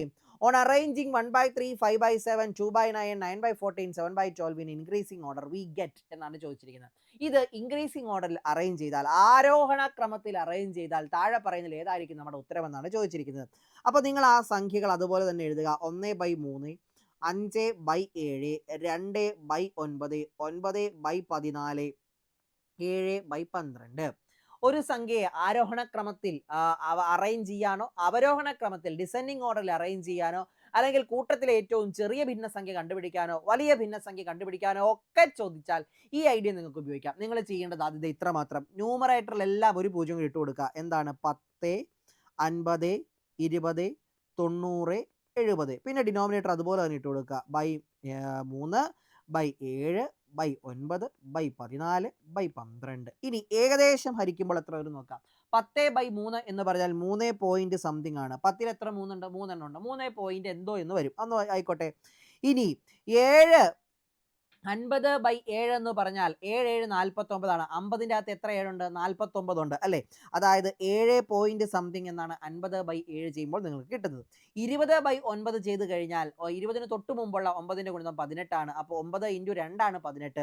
അപ്പോൾ 20/9 ചെയ്താൽ 2 പോയിന്റ് എന്തോ എന്ന് കിട്ടും. കിട്ടിക്കോട്ടെ, അവിടെ ഇരുന്നോട്ടെ, എന്തോ വേണമെങ്കിലും ആയിക്കോട്ടെ, അത് പ്രശ്നമല്ല. 2 പോയിന്റ് ആണെന്നുള്ളത് മനസ്സിലാക്കുക. ഇനി 90/14 എന്ന് പറഞ്ഞാൽ 14 × 5 ചെയ്ത് കഴിഞ്ഞാൽ നിങ്ങൾക്ക് എത്ര കിട്ടും? 14 × 5 ചെയ്യുമ്പോൾ ഇവിടെ 0 ശിഷ്ടം 2 7 എന്ന് വരും. ഓക്കെ, അല്ലെങ്കിൽ 50ഉം 20ഉം കൂടെ കൂട്ടിയാൽ മതി. ഇനി എന്താ? 14 × 6 ആണ് ചെയ്യുന്നതെങ്കിൽ എന്താണ് വരുന്നത്? 14 × 6 ചെയ്യുമ്പോൾ 60ഉം 24ഉം 84 എന്ന് വരുന്നു. 84 90-ന്റെ തൊട്ട് പുറകിലാണ്. അപ്പോൾ എന്താ ഇത്? 6 പോയിന്റ് എന്തോ എന്ന് വരും. 6 പോയിന്റ് എന്തോ. ഇനി 70ഉം 12ഉം കൂടെ ആണെങ്കിൽ 12 × 6 എന്ന് പറയുമ്പോൾ എത്രയാണ്? 72 ആണ്. 12 × 5 എന്ന് പറയാൻ 60 ആണ് അല്ലേ? അപ്പോൾ ഇത് 5 പോയിന്റ് എന്തോ എന്ന് വരും. ഓക്കെ ആണല്ലോ. അപ്പോൾ നിങ്ങൾക്ക് കിട്ടി. ഇനി നിങ്ങൾ ഇനി ചെയ്യേണ്ടത് ഈ കൂട്ടത്തിലെ ഏറ്റവും ചെറിയവൻ ആരാണ്? ഇവനാണ്. അപ്പോൾ 2/9 ആണ് ഈ കൂട്ടത്തിലെ ഏറ്റവും ചെറിയ ഭിന്നസംഖ്യ. അപ്പോൾ ആദ്യം വരേണ്ടത് 2/9. അതിനുശേഷം കൂട്ടത്തിലെ ഏറ്റവും ചെറുത് 3 ആണ്. 3.1 നേരെ നിൽക്കുന്ന സംഖ്യ നോക്കുക, 1/3 ആണ്. 2/9 1/3. അപ്പോൾ ഏതൊക്കെ നമുക്ക് വെട്ടാം? ദേ ഇവനെയും വെട്ടാം, ഇവനെയും വെട്ടാം. ഓക്കെ ആണല്ലോ. ഇനി അടുത്തത് ഏതാണ്? അത് കഴിഞ്ഞാൽ പിന്നെ ഏറ്റവും വലുത് വരുന്നത് ഏതാണ്? 5 ആണ്. അപ്പോൾ 7/12 എന്ന് വരും. 7/12. 2/9 1/3 7/12. അത് കഴിഞ്ഞാൽ പിന്നെ ആരാണ് വരുന്നത്? 9/14. 9/14. പിന്നെ ഒരാളും കൂടെ അല്ലേ ഉള്ളൂ, 5/7 കൂടെ. അപ്പോൾ ഇതാണ് ഇതെല്ലാം വരുന്നത് 2/9 1/3 7/12 9/14 5/7 വരുന്ന ഒരേ ഒരു ഓപ്ഷനേ ഉള്ളൂ, ഓപ്ഷൻ എ ആണ്. ക്ലിയർ ആണല്ലോ. എങ്ങനെയാണ് ഒരു കൂട്ടം ഭിന്നസംഖ്യകളുടെ നോക്കിക്കേ, ഏറ്റവും ചെറുത് കൂട്ടത്തിലെ ഏറ്റവും ചെറിയവൻ 2/9, കൂട്ടത്തിലെ ഏറ്റവും വലിയവൻ 5/7. ഇനി ആരോഹണ ക്രമത്തിൽ എഴുതാൻ പറയുമ്പോഴാണ് നമ്മൾ 2/9 1/3 7/12 9/14 5/7 എന്ന് പറയുന്നത്. അവരോഹണം എന്ന് പറഞ്ഞാൽ തിരിച്ചെഴുതണം. 5/7 9/14 7/12 1/3 2/9 എന്ന് വരും. അപ്പോൾ ഏത് രീതിയിൽ എഴുതാൻ പറഞ്ഞാലും ഈ ഐഡിയ ഉപയോഗിച്ചുകൊണ്ട് നിങ്ങൾക്ക് ചെയ്യാനായിട്ട് സാധിക്കും. ക്ലിയർ അല്ലേടാ? സെറ്റ് അല്ലേ? ഓക്കെ അല്ലേ? ശരി. അപ്പോൾ നമുക്ക് എന്ത് ചെയ്യാം? അടുത്ത ചോദ്യത്തിലേക്ക് ഫോക്കസ് ചെയ്യാം. ഈ ഒരു ചോദ്യം ശ്രദ്ധിച്ചു നോക്കുക. നമ്മുടെ ശതമാനം എന്ന് പറയുന്ന ആശയത്തെ വിശാലമായി ഉപയോഗിക്കേണ്ട ഒരു പ്രിലിംസ് എക്സാം ആയിരുന്നു ഇത്. ഈ പ്രാവശ്യം നടന്ന പരീക്ഷ എന്ന് വേണമെങ്കിൽ പറയാം. അത്തരത്തിലൊരു ചോദ്യമാണിത്. ഓക്കെ, കോവിഡൊക്കെ വന്ന് ആ കോവിഡിന്റെ ഓർമ്മ പുതുക്കുന്ന ഒരു ചോദ്യമായിട്ട് വേണമെങ്കിൽ ഇതിനെ കണക്കാക്കാം കേട്ടോ. In a ward 25% of population are affected by COVID-19. Of these 100 are male, 10 transgender and other female. If the ward consists of 300 females and they constitute 50% of the total population, then how many females are affected എന്നാണ് ചോദിച്ചിരിക്കുന്നത്. ഒരു ആശുപത്രി വാർഡിൽ 25% ആളുകൾ COVID-19 ബാധിതരാണ്. ഇതിൽ 100 പേർ പുരുഷന്മാരും 10 പേർ ട്രാൻസ്ജെൻഡേഴ്സും ബാക്കി സ്ത്രീകളുമാണ്. ആ വാർഡിൽ 300 സ്ത്രീകൾ ഉണ്ടായിരുന്നുവെങ്കിൽ അവർ മൊത്തം ജനങ്ങളുടെ 50% വരുമായിരുന്നു. അങ്ങനെയെങ്കിൽ എത്ര സ്ത്രീകൾ രോഗബാധിതരാണ്? അപ്പോൾ ഈ വാർഡിലുള്ള ആകെ ആളുകളുടെ എണ്ണത്തിനെ ഞാൻ 100% എന്ന് എടുക്കുകയാണ്. ഈ 100%-ത്തിലെ 50%വും സ്ത്രീകളാണ് എന്ന് പറയുന്നു. 50% എന്താണ്? സ്ത്രീകളാണ്. ആ സ്ത്രീകളുടെ എണ്ണവും അവിടെ തന്നെ പറഞ്ഞിട്ടുണ്ട്. എത്രയാണ്? 300 എന്ന് പറയുന്നു. അങ്ങനെയാണെങ്കിൽ 100% കാണാൻ വേണ്ടി എളുപ്പ വഴിയുണ്ട്. എന്താണ്? ഒരു സംഖ്യയുടെ 50% കണ്ടിട്ടുണ്ടെങ്കിൽ തന്നിട്ടുണ്ടെങ്കിൽ അതിന്റെ 100% എന്ന് പറയാൻ വേണ്ടി ആ സംഖ്യയുടെ നേരെ ഇരട്ടി എടുത്താൽ മതി. 50 × 2 അല്ലേ 100 ആകുന്നത്. അപ്പം 300 × 2 600 എന്ന് വരും. അതായത് ആ ആശുപത്രിയിൽ ആകെ 600 ആളുകൾ ഉണ്ടായിരുന്നു. അവരിൽ 25% ആളുകളും COVID-19 ഉള്ളവരാണ്. അപ്പൊ COVID-19 ഉള്ള ആളുകളുടെ എണ്ണം എത്രയായിരിക്കും? എന്ത് ചെയ്താൽ മതി? ഈ 600ന്റെ 25% കണ്ടാൽ മതി.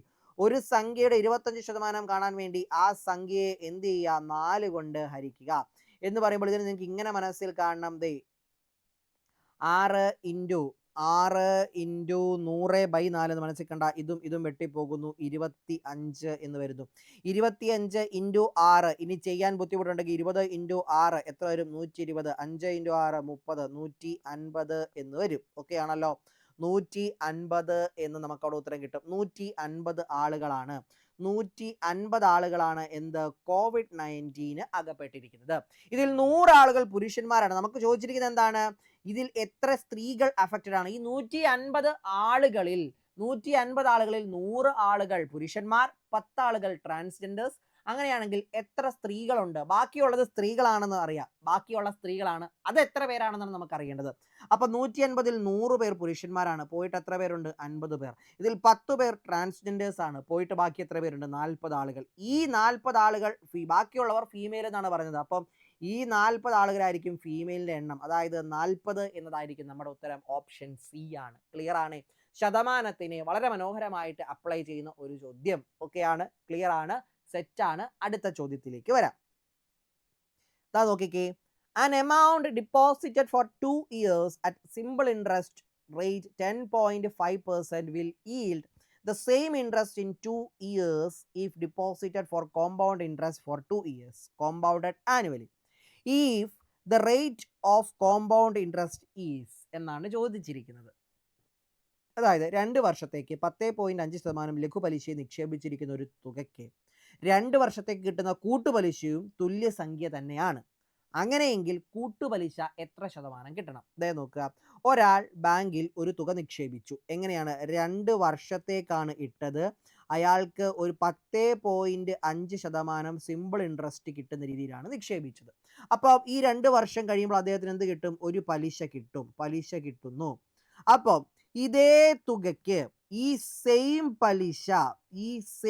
പലിശ ഇതേ കാലയളവ് ലഭിക്കണമെങ്കിൽ കോമ്പൗണ്ട് ഇൻട്രസ്റ്റ്, അതായത് ഇതേ തുകയ്ക്ക് 2 വർഷം കൊണ്ട് ഈ സെയിം എമൗണ്ട് പലിശയായിട്ട് ലഭിക്കണമെങ്കിൽ കൂട്ടുപലിശ എത്രയായിരിക്കണം? കൂട്ടുപലിശ നിരക്ക് എത്രയായിരിക്കണം എന്നാണ് ചോദ്യം. ചോദ്യം കൃത്യമായിട്ട് മനസ്സിലായി? ഒരിക്കൽ കൂടി, 2 വർഷത്തേക്ക് ഒരാൾ ബാങ്കിൽ പൈസ നിക്ഷേപിച്ചു. ഒരു വർഷം 10.5% എന്ന നിരക്കിൽ പലിശ അദ്ദേഹത്തിന് ലഭിക്കുകയാണ്. അങ്ങനെ ലഭിക്കുമ്പോൾ അദ്ദേഹത്തിന് പലിശ ലഭിക്കും. പലിശ തുക ലഭിച്ചു. ഇതേ പലിശ തുക തന്നെ 2 വർഷത്തേക്ക് കൂട്ടുപലിശ നിരക്കിൽ ലഭിക്കുന്നു എങ്കിൽ ഇതേ തുകയ്ക്ക് കൂട്ടുപലിശ നിരക്കിൽ 2 വർഷത്തേക്ക് ഇതേ തുക പലിശയായി ലഭിക്കണമെങ്കിൽ അദ്ദേഹത്തിന് കൊടുക്കേണ്ട അല്ലെങ്കിൽ അദ്ദേഹത്തിന് ലഭിക്കേണ്ട കൂട്ടുപലിശ നിരക്ക് എത്രയാണ് എന്നാണ് ചോദിച്ചിരിക്കുന്നത്. ക്ലിയർ ആണല്ലേടാ? ക്ലിയർ അല്ലേ? അപ്പൊ നമുക്ക് ചുമ്മാ എടുക്കാം.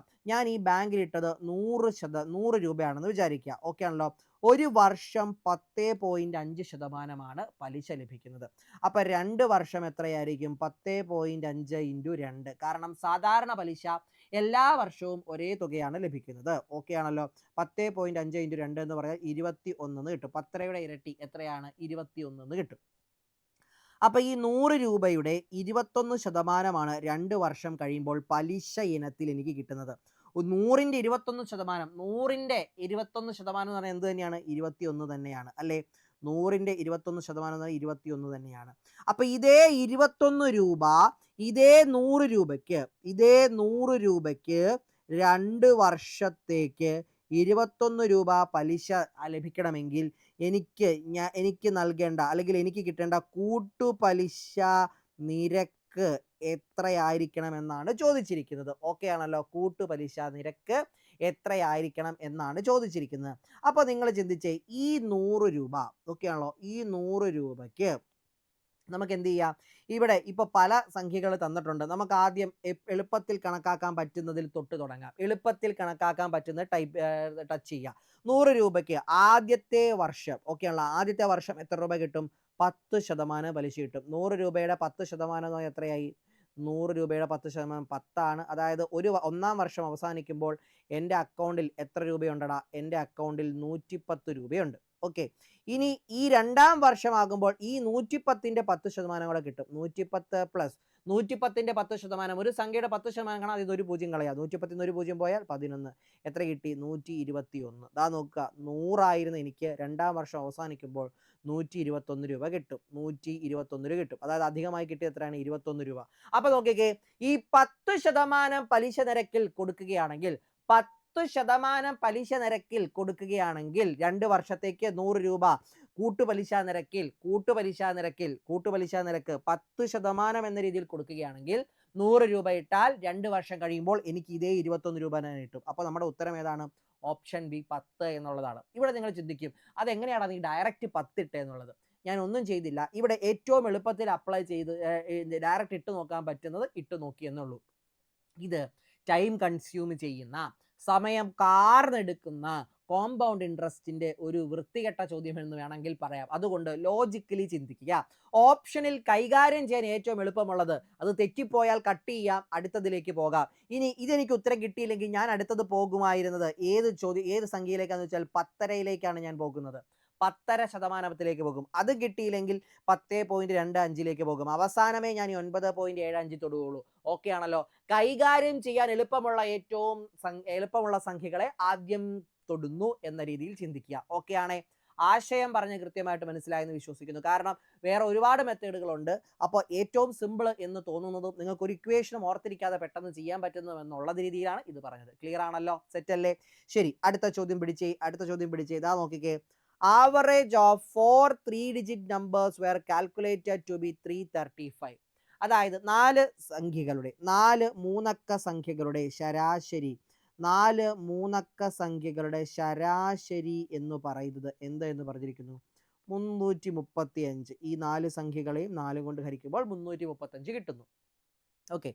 Later it was found that one number had 8 at its second place, another number had 8 at its last place, both of which are wrongly read as to be 3 instead. If the mistake is corrected, what is the corrected average of these four numbers? 4 മൂന്നക്ക സംഖ്യകളുടെ ശരാശരി 335 കണക്കാക്കിയിരിക്കുന്നു. എന്നാൽ 8 എന്നക്കം ഒരു സംഖ്യയുടെ രണ്ടാം സ്ഥാനത്തും ഏതോ ഒരു സംഖ്യയുടെ, നമുക്ക് ഉള്ളത് മൂന്നക്ക സംഖ്യയല്ലേ, മൂന്നക്ക സംഖ്യയല്ലേ, ചിന്തിച്ചോണേ, മൂന്നക്ക സംഖ്യ, ആ മൂന്നക്ക സംഖ്യയുടെ രണ്ടാം അതായത് സെക്കൻഡ് പ്ലേസിൽ 8 ഇരിക്കുന്നു. ഓക്കെ ആണല്ലോ. ഏതോ എന്നാൽ അതിൽ 8 എന്നക്കം ഒരു സംഖ്യയുടെ രണ്ടാം സ്ഥാനത്തും മറ്റൊരു സംഖ്യയുടെ മൂന്നാം സ്ഥാനത്തും, അപ്പം മറ്റൊരു സംഖ്യയുടെ മൂന്നാം സ്ഥാനത്തും 8 ഉണ്ട്. ഇവിടെ ഒരു പ്രശ്നമുള്ള എന്താണ്? ഇത് 3 എന്നായി തെറ്റായി വായിച്ചു മനസ്സിലാക്കി. ഇത് 3 എന്ന് തെറ്റായി വായിച്ചു മനസ്സിലാക്കി. അപ്പോൾ ഈ കണക്ക് കൂട്ടിയപ്പോൾ ആ 8നെ എന്തെന്നാ എടുത്തത്? 3 എന്നാണ് എടുത്തത്. ഓക്കെ ആണല്ലോ. ആ 8 കണ്ടെടുത്തെല്ലാം 3 എന്നിട്ടു. ഓക്കെ ആണല്ലോ. അപ്പോൾ ഇവിടെ വരുന്ന മാറ്റം, ഈ സംഖ്യയിൽ വരുന്ന മാറ്റം, അതായത് നോക്കിക്കേ, ഇവിടെ ഈ സംഖ്യയിൽ ഇപ്പം ഞാൻ ചുമ്മാ പറയുകയാണ്, 180 എന്ന് വരേണ്ടടുത്ത് ഞാൻ വായിച്ചത് 130 എന്നാണ്. എന്താണ്? 50ൻ്റെ കുറവ് ഇവിടെ സംഭവിച്ചു. ഇവിടെ ഒരു 50ഉം കൂടി ഈ തുകയിൽ വരേണ്ടിയിരുന്നതാണ്. അധികമായി കാണേണ്ടിയിരുന്ന 50 ഇവിടെ അപ്രത്യക്ഷമായി പോയി. അതായത് ഇതിലേക്ക് എന്ത് വരണം? ഈ തുകയിലേക്ക് ഒരു 50 കൂടി വരണമായിരുന്നു. ഇനി അതുപോലെ 188 വേണ്ട 138 എന്ന് വരേണ്ടടുത്ത് ഞാൻ വായിച്ചത് 133 എന്നാണ്. എന്താണ്? ഒരു 5 ഇവിടെ കുറഞ്ഞു പോയി.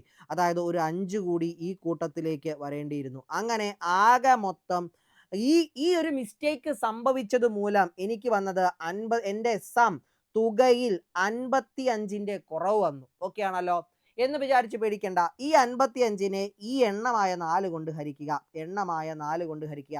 55/4. ഒരു സംഖ്യയെ 4 കൊണ്ട് ഹരിക്കാൻ 2 തവണ അതിൻ്റെ പകുതി എടുത്താൽ മതി. 50ൻ്റെ പകുതി, 55ൻ്റെ പകുതി എന്ന് പറയുമ്പോൾ എത്രയാണ് വരുന്നത്? 25 പ്ലസ് 25, 50ൻ്റെ പകുതി 25, 5ൻ്റെ പകുതി 2.5. ഓക്കെ, എന്ത് വരും? 27.5 എന്ന് വരും. 27.5 എന്ന് വരും. ഈ 27.5ൻ്റെ പകുതി വീണ്ടും കാണണം. 27ൻ്റെ പകുതി എത്ര വരും? 27ൻ്റെ പകുതി 26ൻ്റെ പകുതി 13, 13.5. ഈ 0.5ൻ്റെ പകുതി എത്ര വരും? 0.25 എന്ന് വരും. അതായത് 13.75 എന്ന് വരും. 13.75. നിങ്ങൾ ചെയ്യേണ്ട ഇത്ര മാത്രം, ഈ ശരാശരിയുടെ കൂടെ 335ൻ്റെ കൂടെ ഈ 13.75 കൂടെ കൂട്ടുക. എത്ര വരും? 0.75. ഇവിടെ 8, 4, 348.75 എന്ന് വരുന്നു. ഓപ്ഷൻ ബി ആയിരിക്കും നമ്മുടെ ഉത്തരം. ക്ലിയർ ആണല്ലോ. ഇങ്ങനെ വന്നു കഴിഞ്ഞാൽ അപ്പോൾ എന്താ ചെയ്യേണ്ടത്? ഈ പറയുന്ന എത്താണ് ഈ തുകയിൽ എന്ത് കുറവ് വന്നു? ഒരു 50ഉം 5ഉം കൂടെ ചേർന്ന് 55ൻ്റെ കുറവ് വന്നു. ആ 55നെ 4 കൊണ്ട് ഹരിക്കുക. ആ കിട്ടുന്നതിനെ ശരാശരിയുടെ കൂടെ കൂട്ടുക. ഓക്കെ ആണല്ലോ. ക്ലിയർ അല്ലേ? സെറ്റ് അല്ലേ? ശരി, അപ്പോൾ നമുക്ക് എന്ത് ചെയ്യാം? അടുത്ത ചോദ്യം നോക്കാം. ഇതാ നോക്കടാ.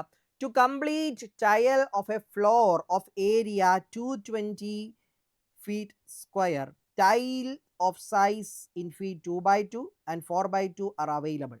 Price of these tiles are ₹50 and ₹80 respectively per piece. The minimum cost of tiling the floor would be 220 square feet വ്യാപ്തിയുള്ള ഒരു തറയിൽ ടൈൽസ് ഇടുന്നതിനായി 2x2 ഫീറ്റും 4x2 ഫീറ്റും വിസ്തീർണമുള്ള ടൈൽസ് ആവശ്യമാണ്. ഈ ടൈൽസിൻ്റെ ഒരെണ്ണം വില 50 രൂപയും 80 രൂപയുമാണ്. ഓക്കെ ആണല്ലോ. അപ്പോൾ ഇവിടെ വ്യക്തമായിട്ട് നമുക്ക് 2-3 കാര്യങ്ങൾ പറഞ്ഞിട്ടുണ്ട്. എന്താണ്? എൻ്റെ കയ്യിൽ ഒരു തറയുണ്ട്.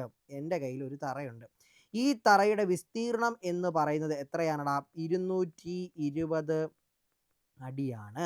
ഓക്കെ, ഇനി എൻ്റെ കയ്യിൽ 2 തരം ടൈൽസ് ഉണ്ട്. ഒരു സ്ക്വയർ രൂപത്തിലുള്ളതും ഒരു റെക്റ്റാങ്കിൾ രൂപത്തിലുള്ളതും. സ്ക്വയറിൻ്റെ യൂണിറ്റ് 2/2 ആണ്, റെക്റ്റാങ്കിളിൻ്റെ 4/2 ആണ്. അപ്പോൾ ഇവിടെ നിന്ന് നിങ്ങൾക്കൊരു മനസ്സിലായി, ഒരു സ്ക്വയറിൻ്റെ ഏരിയ എന്ന് പറയുന്നത് 4 ആണ്. ഒരു റെക്റ്റാങ്കിളിൻ്റെ ഏരിയ എന്ന് പറയുന്നത് 4 × 2 ആയിട്ടുള്ള 8 ആണ്. ഓക്കെ ആണല്ലോ. സ്ക്വയറിൻ്റെ യൂണിറ്റ് 4 ഫീറ്റ് സ്ക്വയറും ഇനി റെക്റ്റാങ്കിളിൻ്റെ ഏരിയ, സ്ക്വയറിൻ്റെ ഏരിയ എന്ന് പറഞ്ഞാൽ 4 ഫീറ്റ് സ്ക്വയറും റെക്റ്റാങ്കിളിൻ്റെ ഏരിയ എന്ന് പറഞ്ഞാൽ 8 ഫീറ്റ് സ്ക്വയറുമാണ്. ഓക്കെ, അപ്പോൾ ഇവിടെ എത്ര എണ്ണം ടൈലുകൾ എനിക്ക് വേണം? പക്ഷേ ഒരു കാര്യം പറഞ്ഞിട്ടുണ്ട്, മിനിമം കോസ്റ്റ് ആണ് പറഞ്ഞിരിക്കുന്നത്. അപ്പോൾ ഇവിടെ എണ്ണം ആദ്യം കണക്കാക്കണം, എന്നാലാണ് കോസ്റ്റ്. ഒരു സ്ക്വയർ ടൈലിന് 50 രൂപ, ഒരു റെക്റ്റാങ്കിൾ ടൈലിന് 80 രൂപ. ഈ 2 കാര്യങ്ങൾ നിങ്ങളുടെ മനസ്സിൽ കൃത്യമായിട്ടുണ്ടായിരിക്കണം. അപ്പോൾ ഞാൻ ആദ്യം ഈ സ്ക്വയറുകൾ കൊണ്ട് ഉപയോഗിച്ച് കഴിഞ്ഞാൽ എന്താണ്, ആകെ 220 എണ്ണമാണുള്ളത്. 220 എണ്ണം ഉണ്ട്. Okay, 220 area. അപ്പോൾ നമുക്ക് എണ്ണം കാണാൻ വേണ്ടി ആകെ ഏരിയനെ ഒരു സ്ക്വയറിൻ്റെ എണ്ണം കൊണ്ട് ഹരിച്ചാൽ മതി. 220/4 ചെയ്ത് കഴിയുമ്പോൾ എത്ര എന്ന് വരും? 220/4 എന്ന് ചെയ്യുമ്പോൾ ഇവിടെ 55 എന്ന് വരും അല്ലേ? 55 എന്ന് വരും. 55 എന്ന് വരും. അപ്പോൾ 55 എണ്ണം വേണം. 55 എണ്ണത്തിൻ്റെ ഒരെണ്ണത്തിന് 50 രൂപ വെച്ച് 55 എണ്ണത്തിന് എത്രയാകും? 55 × 50 എന്ന് വരും. അത് 2750 എന്ന് വരും. 2750. 2750 നമ്മുടെ ഓപ്ഷനിൽ ഇല്ല. അപ്പം ഇതല്ല പരിപാടി. ഇവിടെ നിങ്ങളൊരു കാര്യം മനസ്സിലാക്കണം, സ്ക്വയർ ടൈലുകൾ മാത്രം, റെക്റ്റാങ്കിൾ ടൈലുകൾ മാത്രം എന്ന് പറഞ്ഞിട്ടില്ല കേട്ടോ. ഓക്കെ ആണല്ലോ? അപ്പോൾ നമുക്ക് നോക്കാം, റെക്റ്റാങ്കിൾ ടൈൽ മാത്രം ഉപയോഗിച്ചാണ് പണി ചെയ്യുന്നതെങ്കിൽ എത്ര വരും? എത്ര എണ്ണം വേണം നോക്കാം. 220 ഒരെണ്ണത്തിൻ്റെ ഇത് എത്രയാണ്? 8 എന്നതാണ്. ഇവിടെ എത്ര വരും? ഇവിടെ 220-നെ ഇതും കൂടെ ക്യാൻസൽ ചെയ്യുമ്പോൾ എത്ര വരും? ഇവിടെ 2 വെച്ച് ക്യാൻസൽ ചെയ്താൽ ഇത് 110 എന്ന് വരും, ഇത് 4 എന്ന് വരും. 110ൻ്റെ പകുതി എന്ന് പറഞ്ഞാൽ എത്ര വരും? 50-ഉം 55 എന്ന് വരും. 55ൻ്റെ പകുതി എന്ന് പറഞ്ഞു കഴിഞ്ഞാൽ 27.5 എന്ന് വരും. 27.5. 27.5 എണ്ണം എന്നില്ല, കാരണം മുറിച്ച് ഉപയോഗിക്കുന്ന പരിപാടിയൊന്നുമില്ല. അപ്പോൾ ഇവിടെ ഒരു എണ്ണം പറഞ്ഞു കഴിഞ്ഞാൽ 27 എണ്ണം വേണം. 27 എണ്ണം വേണം. പിന്നെ ഒരു അര എണ്ണം കൂടെ വേണം. അര എണ്ണം എന്ന് പറഞ്ഞാൽ ഈ 8ൻ്റെ ഈ ഏരിയ, 8ൻ്റെ നേർപകുതി, അതായത് 4 ഫീറ്റ് സ്ക്വയർ ഏരിയ കൂടിയുണ്ട്. ഈ 4 ഫീറ്റ് സ്ക്വയർ ഏരിയ എന്ന് പറയുന്നത് എന്താണ്? ഒരു സ്ക്വയറിൻ്റെ ഏരിയ അല്ലേ? അപ്പോൾ നോക്കുക, 27 എണ്ണം റെക്റ്റാങ്കിൾ ടൈലും 1 എണ്ണം സ്ക്വയർ ടൈലും. 27 റെക്റ്റാങ്കിൾ ടൈലിൻ്റെ വില എത്രയായിരിക്കും? 27 × 80. 27 × 80 എന്ന് പറയുമ്പോൾ 7 8 56, 5 8 2 16 5 21, 2160 എന്ന് വരും. ഒരു സ്ക്വയർ ടൈൽ എന്ന് പറയുമ്പോൾ 1 × 50 ആണ്, അതായത് 50 എന്ന് വരുന്നു. 0 6 5 11, 2210 എന്ന് വരും. ഓപ്ഷൻ ബി ആയിരിക്കും നമ്മുടെ ഉത്തരം. 27 ടൈൽ ഉണ്ടെങ്കിലാണ് ഇത് മുഴുവൻ നമുക്ക് ഈ തറ മൊത്തം പാകാൻ പറ്റുന്നത്. അപ്പോൾ 27 എന്ന് പറയുമ്പോൾ ഒരു റെക്റ്റാങ്കിളിനെ മുറിക്കാനൊന്നും പറഞ്ഞിട്ടില്ല, മുറിക്കാൻ പറ്റത്തില്ല. നോക്കുക കൃത്യമായിട്ടും എന്താ പറഞ്ഞിരിക്കുന്നത്, 2 ടൈൽ ലഭ്യമാണ്. എന്താണ്, ഒരു തറയിൽ ടൈൽസ് എന്നതിനായി 2/2 4/2 ഫീസുള്ള വ്യത്യസ്തം ആയിട്ടുള്ള ടൈലുകൾ ലഭ്യമാണ്. ഈ ടൈലിൻ്റെ ഒരെണ്ണം വില 50 രൂപ, ഒരെണ്ണം 80 രൂപ. അങ്ങനെയെങ്കിൽ തറയിൽ ടൈൽ പതിക്കാനുള്ള ഏറ്റവും കുറഞ്ഞ ചിലവ് എത്ര? ഈ അര എണ്ണം ഇപ്പം നോക്കുക, ഈ 2.5 എണ്ണത്തിൽ അര എണ്ണം നമ്മൾ എടുത്തു കഴിഞ്ഞാൽ മറ്റേ അര വേസ്റ്റ് ആയി പോവില്ലേ? 27.5 എണ്ണം വേണം. അപ്പോൾ ഈ അര എന്ന് പറഞ്ഞാൽ ഇതിൻ്റെ ഈ 8 ഏരിയയുടെ നേർ പകുതി കൂടെ ഉണ്ടെങ്കിലാണ് മുഴുവനായിട്ട് പാകാൻ പറ്റും. 8ൻ്റെ നേർ പകുതി 4 അല്ലേ? അപ്പോൾ ആ 4 ഏരിയ ഉള്ളത് എന്താ കിട്ടിയാൽ മതി? ഒരു സ്ക്വയർ ടൈൽ ഉപയോഗിച്ച് കഴിഞ്ഞാൽ ആ 4 ഏരിയ നഷ്ടപ്പെടാണ്ട് ഉപയോഗിക്കാനായിട്ട് പറ്റും. മറ്റേത് മുറിച്ച് കഴിഞ്ഞാൽ പകുതി അപ്പുറം നഷ്ടപ്പെടും, പകുതി മിച്ചം വരും, അത് നമുക്ക് നഷ്ടമാണ്. മിനിമം കോസ്റ്റ് ആണ് നമ്മളോട് ചോദിച്ചിരുന്നത്. മിനിമം കോസ്റ്റ് എന്ന് പറയുമ്പോൾ ഇപ്പോൾ എത്രയാണ്? 27 എണ്ണം റെക്റ്റാങ്കിൾ ടൈലും 1 എണ്ണം സ്ക്വയർ ടൈലും. അപ്പോൾ അതിൻ്റെ വില 2210 രൂപ. ക്ലിയർ അല്ലേടാ? സെറ്റ് അല്ലേ? ശരി, അപ്പോൾ നമുക്ക് അടുത്ത ചോദ്യത്തിലേക്ക് വരാം. ദാ നോക്കുക, Raju will complete A job in 20 days, Rani will do it in 50 days, Sahil finish it in 12 days. If they jointly work for 2 days and after that Raju alone carries on with that work, how many days more will be required for Raju to complete it? Raju 20 ദിവസത്തിൽ പൂർത്തിയാക്കുന്ന ഒരു ജോലി റാണി 15 ദിവസത്തിൽ പൂർത്തിയാക്കും. സാഹിൽ അത് 12 ദിവസത്തിൽ പൂർത്തിയാക്കും. ഇവർ 3 പേരും 2 ദിവസം ജോലി ചെയ്തതിന് ശേഷം ബാക്കി ജോലി രാജു മാത്രം ചെയ്യുന്നുവെങ്കിൽ എത്ര ദിവസം അധികമായി വേണ്ടി വരുമെന്നാണ് ചോദിച്ചിരിക്കുന്നത്. അപ്പോൾ നമുക്ക് നോക്കാം, നമ്മുടെ രാജുവിന് എത്ര ദിവസം വേണടാ? 20 ദിവസം. റാണിക്ക് എത്ര ദിവസം വേണടാ? റാണിക്ക് 15 ദിവസം. ഇനി സാഹിലിന് എത്ര ദിവസം വേണടാ? 12 ദിവസം. അപ്പോൾ ഇവരുടെ കഴിവ് നമുക്ക് കിട്ടിയിട്ടുണ്ട് അല്ലേ? ഇവരുടെ സമയം നമുക്ക് കിട്ടിയിട്ടുണ്ട്. ഇവർ എത്ര സമയം കൊണ്ട് തീർക്കുമെന്നുള്ളത്. അങ്ങനെയാണെങ്കിൽ ടോട്ടൽ വർക്ക് എന്ന് പറഞ്ഞാൽ എന്താണ്? ഇവരുടെ 3 പേരുടെയും LCM ആണ്. 20, 15, 12 എന്നിന്റെ LCM ആണ്. LCM കാണാനുള്ള ഷോർട്ട് കട്ട് പറയാം. കൂട്ടത്തിലെ ഏറ്റവും വലിയവനെ റൗണ്ട് ചെയ്യുക. 20 അല്ലേ? ആ 20ന്റെ ഗുണനപ്പട്ടികയിൽ ആദ്യം കണ്ടുപിട്ടുന്ന 15ന്റെയും 12ന്റെയും ഗുണിതം, ഒരേ സമയം 15ന്റെയും 12ന്റെയും ഗുണിതമാകുന്ന സംഖ്യ എവിടെ? 20ന്റെ ഗുണനപ്പട്ടികയിൽ. നമുക്ക് നോക്കാം. 20 × 1 20. 12 കൊണ്ട് പറ്റുമോ? 15 കൊണ്ട് പറ്റുമോ? ഇല്ല അല്ലേ? അപ്പൊ അടുത്തത് 40 എടുക്കുന്നു. 12 കൊണ്ട് പറ്റുമോ? ഇല്ല. 15 കൊണ്ട് പറ്റുമോ? ഇല്ല. അടുത്തത് 60 എടുക്കുന്നു. 12 കൊണ്ട് പറ്റുമോ? പറ്റും. 12 × 5 ആണ് 60.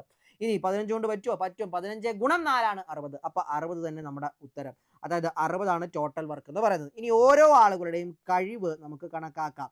ഇനി രാജുവിന്റെ കഴിവ് എന്ന് പറയുന്നതാണ് ആകെ ജോലി. നമുക്കറിയാം നമ്മൾ ഇങ്ങനെ ഒരു ട്രയാങ്കിൾ വരച്ച് പഠിച്ചിട്ടുണ്ട്. ഇവിടെ ആകെ ജോലി, ഇവിടെ ടൈം, ഇവിടെ കഴിവ്.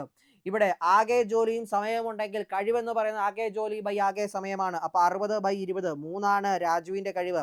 60/15 4ആണ് റാണിയുടെ കഴിവ്. 60/12 5ആണ് സഹിലിന്റെ കഴിവ്. ഇവർ 3 പേരും ഒരുമിച്ച് എന്ന് പറയുമ്പോൾ രാജു, റാണി, സഹിൽ അവരുടെ കഴിവ് 3ഉം ചേരും. 3, 4, 5 = 12 എന്ന് വരും. ഈ 3 പേരും കൂടെ ചേർന്ന് കഴിഞ്ഞാൽ 12 ആണ് അവരുടെ കഴിവ്. കഴിവെന്ന് പറഞ്ഞാൽ ഒരു ദിവസം ചെയ്യുന്ന ജോലിയാണ്. രാജു ഒരു ദിവസം 3 യൂണിറ്റ് ജോലി ചെയ്യുന്നു. റാണി ഒരു ദിവസം 4 യൂണിറ്റ് ജോലി ചെയ്യുന്നു. സഹിൽ ഒരു ദിവസം 5 യൂണിറ്റ് ജോലി ചെയ്യുന്നു. 3 പേരും കൂടെ ഒരുമിച്ച് ഒരു ദിവസം 12 യൂണിറ്റ് ജോലി ചെയ്യുന്നു. ഈ 12 യൂണിറ്റ് ജോലി, ഒരു ദിവസം 12 യൂണിറ്റ് ജോലി വെച്ച് 2 ദിവസം അവർ ചെയ്ത ജോലി എന്ന് പറയുന്നത് 12 × 2 24 ആണ്. ഓക്കെ ആണല്ലോ? അപ്പൊ ബാക്കി ഇനിയുള്ളത് ആകെ ജോലിയിലെ 24 ഇവർ ചെയ്തു കഴിഞ്ഞു. അപ്പൊ ബാക്കിയുള്ളത് എത്രയാണ്? 60 - 24 ആയിട്ടുള്ള 36 ജോലിയാണ് ബാക്കിയുള്ളത്.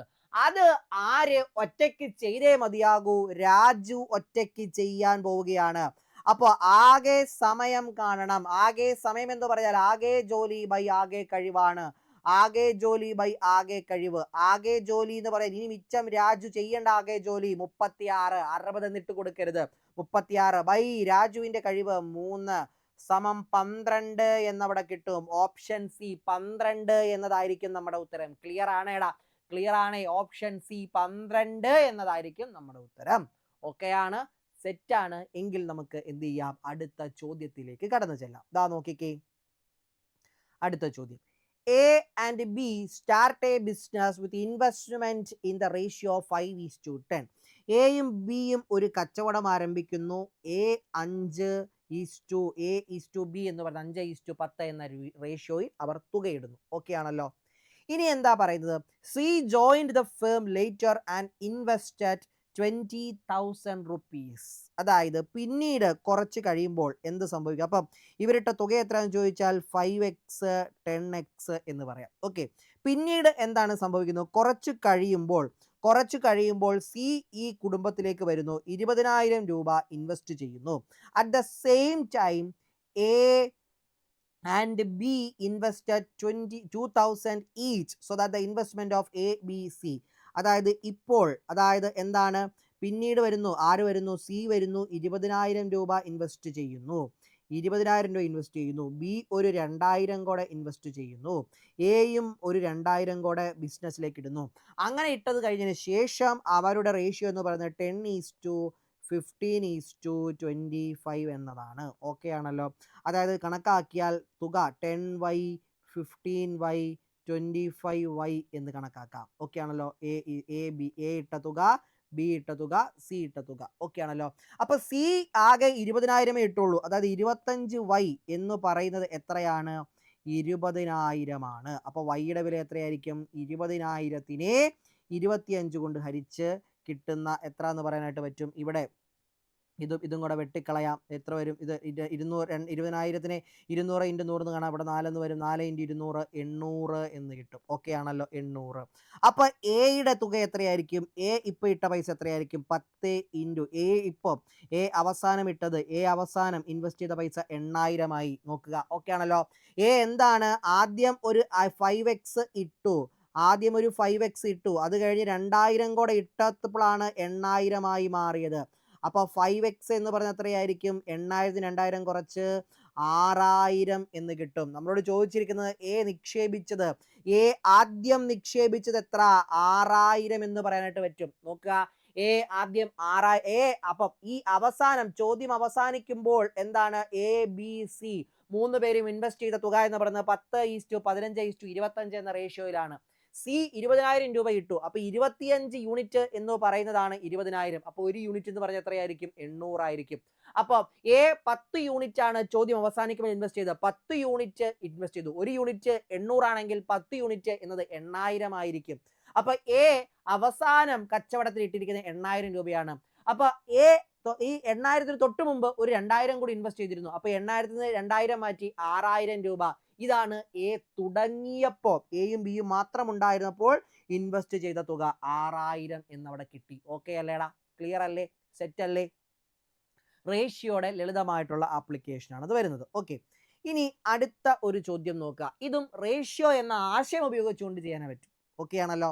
A train of length 100 metre crosses a bridge in 20 second. അപ്പൊ ഇവിടെ പറയുന്നത് 100 മീറ്റർ ലെങ്ത് ഉള്ള ഒരു ട്രെയിൻ ഒരു പാലം കടക്കുന്നു. എത്ര സമയം കൊണ്ട്? 20 സെക്കൻഡ് കൊണ്ട്. If the speed is increased by 10 metre per second the train will crosses the bridge in 10 second. Okay ആണല്ലോ. അപ്പൊ നോക്കുക, സമയത്തിന്റെ റേഷ്യോ ഞാൻ എടുക്കുകയാണ്. സമയം ആദ്യം 20 സെക്കൻഡ് ആയിരുന്നു അല്ലേ? ഇനി എന്താണ്? സ്പീഡ് ഒരു 10 മീറ്റർ സെക്കൻഡ് കൂട്ടിയാൽ എന്ത് സംഭവിക്കും? ഇതേ ട്രെയിൻ 10 സെക്കൻഡിൽ ഈ പാലത്തിനെ ക്രോസ് ചെയ്യും. 20:10 എന്നതായിരിക്കും റേഷ്യോ. എന്ന് പറഞ്ഞാൽ 2:1. ഇനി നിങ്ങൾ അറിയേണ്ട ഒരു കാര്യമുണ്ട്. ഞാനിങ്ങനെ പെട്ടി വരച്ച് നിങ്ങളെ കാണിച്ചിട്ടുണ്ട്. എന്താണ്? ഇവിടെ ഡിസ്റ്റൻസ്, ഇവിടെ ടൈം, ഇവിടെ സ്പീഡ്. അതായത് നിങ്ങൾ നോക്കിക്കേ, ടൈം കൂടുന്തോറും സ്പീഡ് കുറയും. സ്പീഡ് കുറയും തോറും ടൈം കൂടുമെന്ന് പറഞ്ഞാലും മതി. സ്പീഡ് കുറയും തോറും ടൈം കൂടും, സ്പീഡ് കൂടുന്തോറും ടൈം കുറയും. അതായത് നോക്കുക, ഇവർ രണ്ടുപേരും ഇൻവേഴ്സ്ലി പ്രപ്പോർഷനിലാണ്, തിരിച്ചിട്ട്. ഒരാൾ കൂടുമ്പോൾ മറ്റവൻ കുറയും, മറ്റവൻ കൂടുമ്പോൾ ഇവൻ കുറയും. അപ്പോൾ എന്താണ്? ഈ ടൈമിന്റെ റേഷ്യോ 2:1 ആണെങ്കിൽ സ്പീഡിന്റെ റേഷ്യോ അതിനെ നേരെ തിരിച്ചിടുന്നതിന് തുല്യമായിരിക്കും. 1:2 എന്നതായിരിക്കും. ഓക്കെ അല്ലേ? ക്ലിയർ അല്ലേ? ഇനി ഇവിടെ ഈ സ്പീഡിന്റെ റേഷ്യോയുടെ വ്യത്യാസം എന്ന് പറയുന്നത് എത്രയാണ്? 2 - 1 1 യൂണിറ്റ് ആണ്. ഈ 1 യൂണിറ്റ് എന്ന് പറയുന്നത് ഈ പറയുന്ന 10 മീറ്റർ പെർ സെക്കൻഡ് ആയിരിക്കും. എന്താ നോക്കുക, സ്പീഡ് കൂട്ടിയപ്പോൾ 10 മീറ്റർ പെർ സെക്കൻഡ് കൂട്ടിയപ്പോൾ എന്ത് സംഭവിച്ചു എന്നാ പറയുന്നത്? ടൈം 10 സെക്കൻഡ് കുറഞ്ഞു. അപ്പൊ ആ ഒരു യൂണിറ്റ് ആണ് ഇവിടെ വ്യത്യാസം എന്ന് പറയുന്ന ഒരു യൂണിറ്റ് ആണ്. ആ ഒരു യൂണിറ്റ് എന്ന് പറയുന്നത് എന്തിനു തുല്യമാണ്? 10-ന് തുല്യമാണ്. ഓക്കെ ആണല്ലോ. അപ്പോൾ സ്പീഡ് എത്രയായിരിക്കും? സ്പീഡ് എന്ന് പറയുന്നത് ആദ്യത്തേത് 10 മീറ്റർ പെർ സെക്കൻഡും രണ്ടാമത്തത് 2 × 10 20 മീറ്റർ പെർ സെക്കൻഡുമാണ്. ഓക്കെ ആണല്ലോ. അപ്പോൾ ആദ്യത്തെ കേസിലെ ഡിസ്റ്റൻസ് എന്ന് പറഞ്ഞു കഴിഞ്ഞാൽ സ്പീഡ് ഇൻറ്റു ടൈമാണ്. ആദ്യത്തെ ഡിസ്റ്റൻസ് സ്പീഡ് 20 സെക്കൻഡ് ഉണ്ടായിരുന്നപ്പോൾ സ്പീഡ് എത്രയാണ്? 1 യൂണിറ്റിന് തുല്യമാണ്. അതായത് 10 മീറ്റർ പെർ സെക്കൻഡ് ആയിരിക്കും. 10 ഇൻറ്റു ടൈം എത്രയാണ്? 20 സമം 200 എന്ന് പറയാനായിട്ട് പറ്റും. ഒരിക്കൽ കൂടി പറയുന്നു, 20 സെക്കൻഡ് ടൈം 20 സെക്കൻഡ് ആയിരുന്നപ്പോൾ ഉണ്ടായിരുന്ന സ്പീഡ് 10 മീറ്റർ പെർ സെക്കൻഡ് ആണ്. അപ്പോൾ അവിടെ സഞ്ചരിച്ച ദൂരം എന്ന് പറയുന്നത് 20 മീറ്റർ ആണ്. ഓക്കെ ആണല്ലോ. അതായത് ഇതിൽ നിന്ന് 20 മീറ്റർ ആകെ സഞ്ചരിച്ചു, 200 മീറ്റർ ആകെ സഞ്ചരിച്ചു. അതിൽ നിന്നും ട്രെയിനിന്റെ നീളമായ 100 മീറ്റർ കുറച്ച് കഴിഞ്ഞാൽ എത്ര നമുക്ക് കിട്ടും? ഇവിടെ 100 എന്ന് കിട്ടും. ഇതായിരിക്കും പാലത്തിന്റെ നീളം എന്ന് പറയുന്നത്. ഓക്കെ അല്ലേടാ? ക്ലിയർ അല്ലേ? സെറ്റ് അല്ലേ? അപ്പൊ ആ ഒരു സാധനം കൃത്യമായിട്ട് ഒന്ന് ഫോക്കസ് ചെയ്ത് പഠിച്ചു വെച്ചിരിക്കണം. ഓക്കെ, ശരി. അപ്പൊ നമുക്കിനി എന്ത് ചെയ്യാം? അടുത്ത ചോദ്യത്തിലേക്ക് വരാം. അടുത്ത ചോദ്യം നോക്കിക്കേ. A train runs on every Thursday and Saturday. A train runs on every Thursday and Saturday. If 1st January 2020 is Wednesday, then in 2020 for how many days the train would have run എന്നാണ് ചോദിച്ചിരിക്കുന്നത്. ഒരു train എല്ലാ വ്യാഴാഴ്ചയും ശനിയാഴ്ചയും ഓടുന്നു. 2020 ജനുവരി 1 ഒരു ബുധനാഴ്ചയാണെങ്കിൽ 2020 എത്ര പ്രാവശ്യം ആ ട്രെയിൻ ഓടുന്നുണ്ടാകും? അപ്പൊ ഇവിടെ നിങ്ങൾ ആദ്യം മനസ്സിലാക്കേണ്ട കാര്യം, 2020 എന്ന് പറയുന്നത് ഒരു അതിവർഷം അഥവാ ലീപ് ഇയർ ആണ്. ഇങ്ങനെ മനസ്സിലാക്കി. അവസാന രണ്ടക്കം 4ന്റെ ഗുണിതമാണ്. ഇത് നൂറ്റാണ്ടല്ല, നോർമൽ ഇയർ ആണ്. അപ്പോൾ അവസാന രണ്ടക്കം 4ന്റെ ഗുണിതമാണ്. ഒരു വർഷത്തിന്റെ നൂറ്റാണ്ടല്ലാത്തൊരു വർഷത്തിന്റെ അവസാന രണ്ടക്കം 4ന്റെ ഗുണിതമാണെങ്കിൽ, അല്ലെങ്കിൽ ആ സംഖ്യ 4 കൊണ്ട് പൂർണ്ണമായും ഹരിക്കാൻ കഴിയുന്നതാണ് എങ്കിൽ അതൊരു അതിവർഷമായിരിക്കും. അപ്പോൾ ഇതൊരു അതിവർഷമാണ്.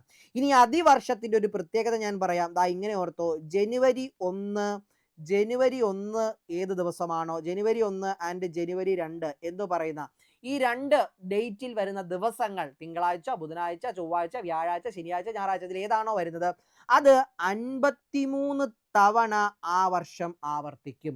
ബാക്കിയെല്ലാം ഓൾ അതേഴ്സ്, ബാക്കിയെല്ലാം എത്രയായിരിക്കും? 52 തവണ. 52 വീക്സ് എന്നല്ല, 53 ടൈംസ്. ഓക്കെ ആണല്ലോ. ജനുവരി 1 ജനുവരി 2 വരുന്ന ദിവസം മാത്രം ആ വർഷത്തിലുടനീളം 53 പ്രാവശ്യം ആവർത്തിക്കും. ബാക്കിയുള്ള ദിവസങ്ങളിലുള്ള, ബാക്കി എല്ലാ ഡേറ്റുകളിലുള്ള ദിവസങ്ങൾ 52 തവണ ആവർത്തിക്കുള്ളൂ. അപ്പൊ നമ്മളോട് പറഞ്ഞിരിക്കുന്ന ഒരു കാര്യമുണ്ട്. ജനുവരി 1 എന്ന് പറയുന്നത് എന്താണ്? ഒരു ബുധനാണ്. ഇവൻ 53 തവണ ആവർത്തിക്കുന്നു. അങ്ങനെയാണെങ്കിൽ ജനുവരി 2 എന്തായിരിക്കും? വ്യാഴമായിരിക്കും അല്ലെ? ഈ വ്യാഴവും 52 തവണ ഉണ്ടാകും. ഈ വ്യാഴം നമുക്ക് ആവശ്യമുണ്ട്. നമ്മുടെ ട്രെയിൻ എന്താണ്? വ്യാഴാഴ്ചകളിൽ ഓടുന്നുണ്ട്. വ്യാഴാഴ്ചകളിൽ മാത്രം എടുത്താൽ അപ്പോൾ ആ വർഷം ഈ ട്രെയിൻ 52 തവണ ഓടുന്നുണ്ട്. പിന്നെ എന്താണ്? ശനിയാഴ്ചയാണുള്ളത് അല്ലേ? ശനിയാഴ്ച എന്ന് പറയുമ്പോൾ 52 എണ്ണമേ ഈ 2020 അപ്പൊ 52 തവണ, ശനിയാഴ്ച കൂട്ടുമ്പോൾ 52 തവണ. അങ്ങനെ ട്രെയിൻ ആകെ മൊത്തം വ്യാഴാഴ്ചയും ശനിയാഴ്ച കൊണ്ട് കൂട്ടുമ്പോൾ എത്രയാണ്? 105 തവണ ട്രിപ്പ് അടിക്കുന്നുണ്ട്, തവണ ഓടുന്നുണ്ട്. ഓപ്ഷൻ ഡി എന്നതായിരിക്കും നമ്മുടെ ഉത്തരം. കലണ്ടറിന്റെ ബേസിക് ഐഡിയ അപ്ലൈ ചെയ്യുന്ന ചോദ്യമാണ് അതെന്ന് പറയുന്നത്. ക്ലിയർ ആണല്ലോ? സെറ്റ് അല്ലേ? ശരി, അടുത്തതിലേക്ക് വരാം. After 5 o'clock, after how many minutes the minute hand would have crossed the hour hand for the first time? ഇത് നിങ്ങൾ ശ്രദ്ധിക്കണം. ഫോർ ദ ഫസ്റ്റ് ടൈം എന്നുള്ള വാക്ക് ഗോൾഡൻ വാക്കാണ്. നല്ല ഒരു ചോദ്യമാണ്, ഒരു ഗോൾഡൻ വാക്കുമാണത്. ഓക്കെ ആണല്ലോ? അതാ നോക്കിക്കേ, 5 മണിക്ക് ശേഷം എത്ര മിനിറ്റ് ശേഷമായിരിക്കാം, അല്ലെങ്കിൽ എത്ര മിനിറ്റ് ശേഷമായിരിക്കാം ക്ലോക്കിന്റെ മിനിറ്റ് സൂചി മണിക്കൂർ സൂചിയെ ആദ്യമായി കടന്നു പോയത്? നമുക്കറിയാകുന്ന ഒരു ഫോർമുല ഉണ്ടല്ലോ. മിനിറ്റ് സൂചിയും മണിക്കൂർ സൂചിയും തമ്മിൽ കോയിൻസൈഡ് ചെയ്യുന്നത് എത്രയാണ്? 60 × A/11 എന്ന് പറയുന്ന സമയത്തായിരിക്കും. 60 × A/11. A എന്ന് പറഞ്ഞാൽ അവിടെ പറയുന്ന മണിക്കൂർ.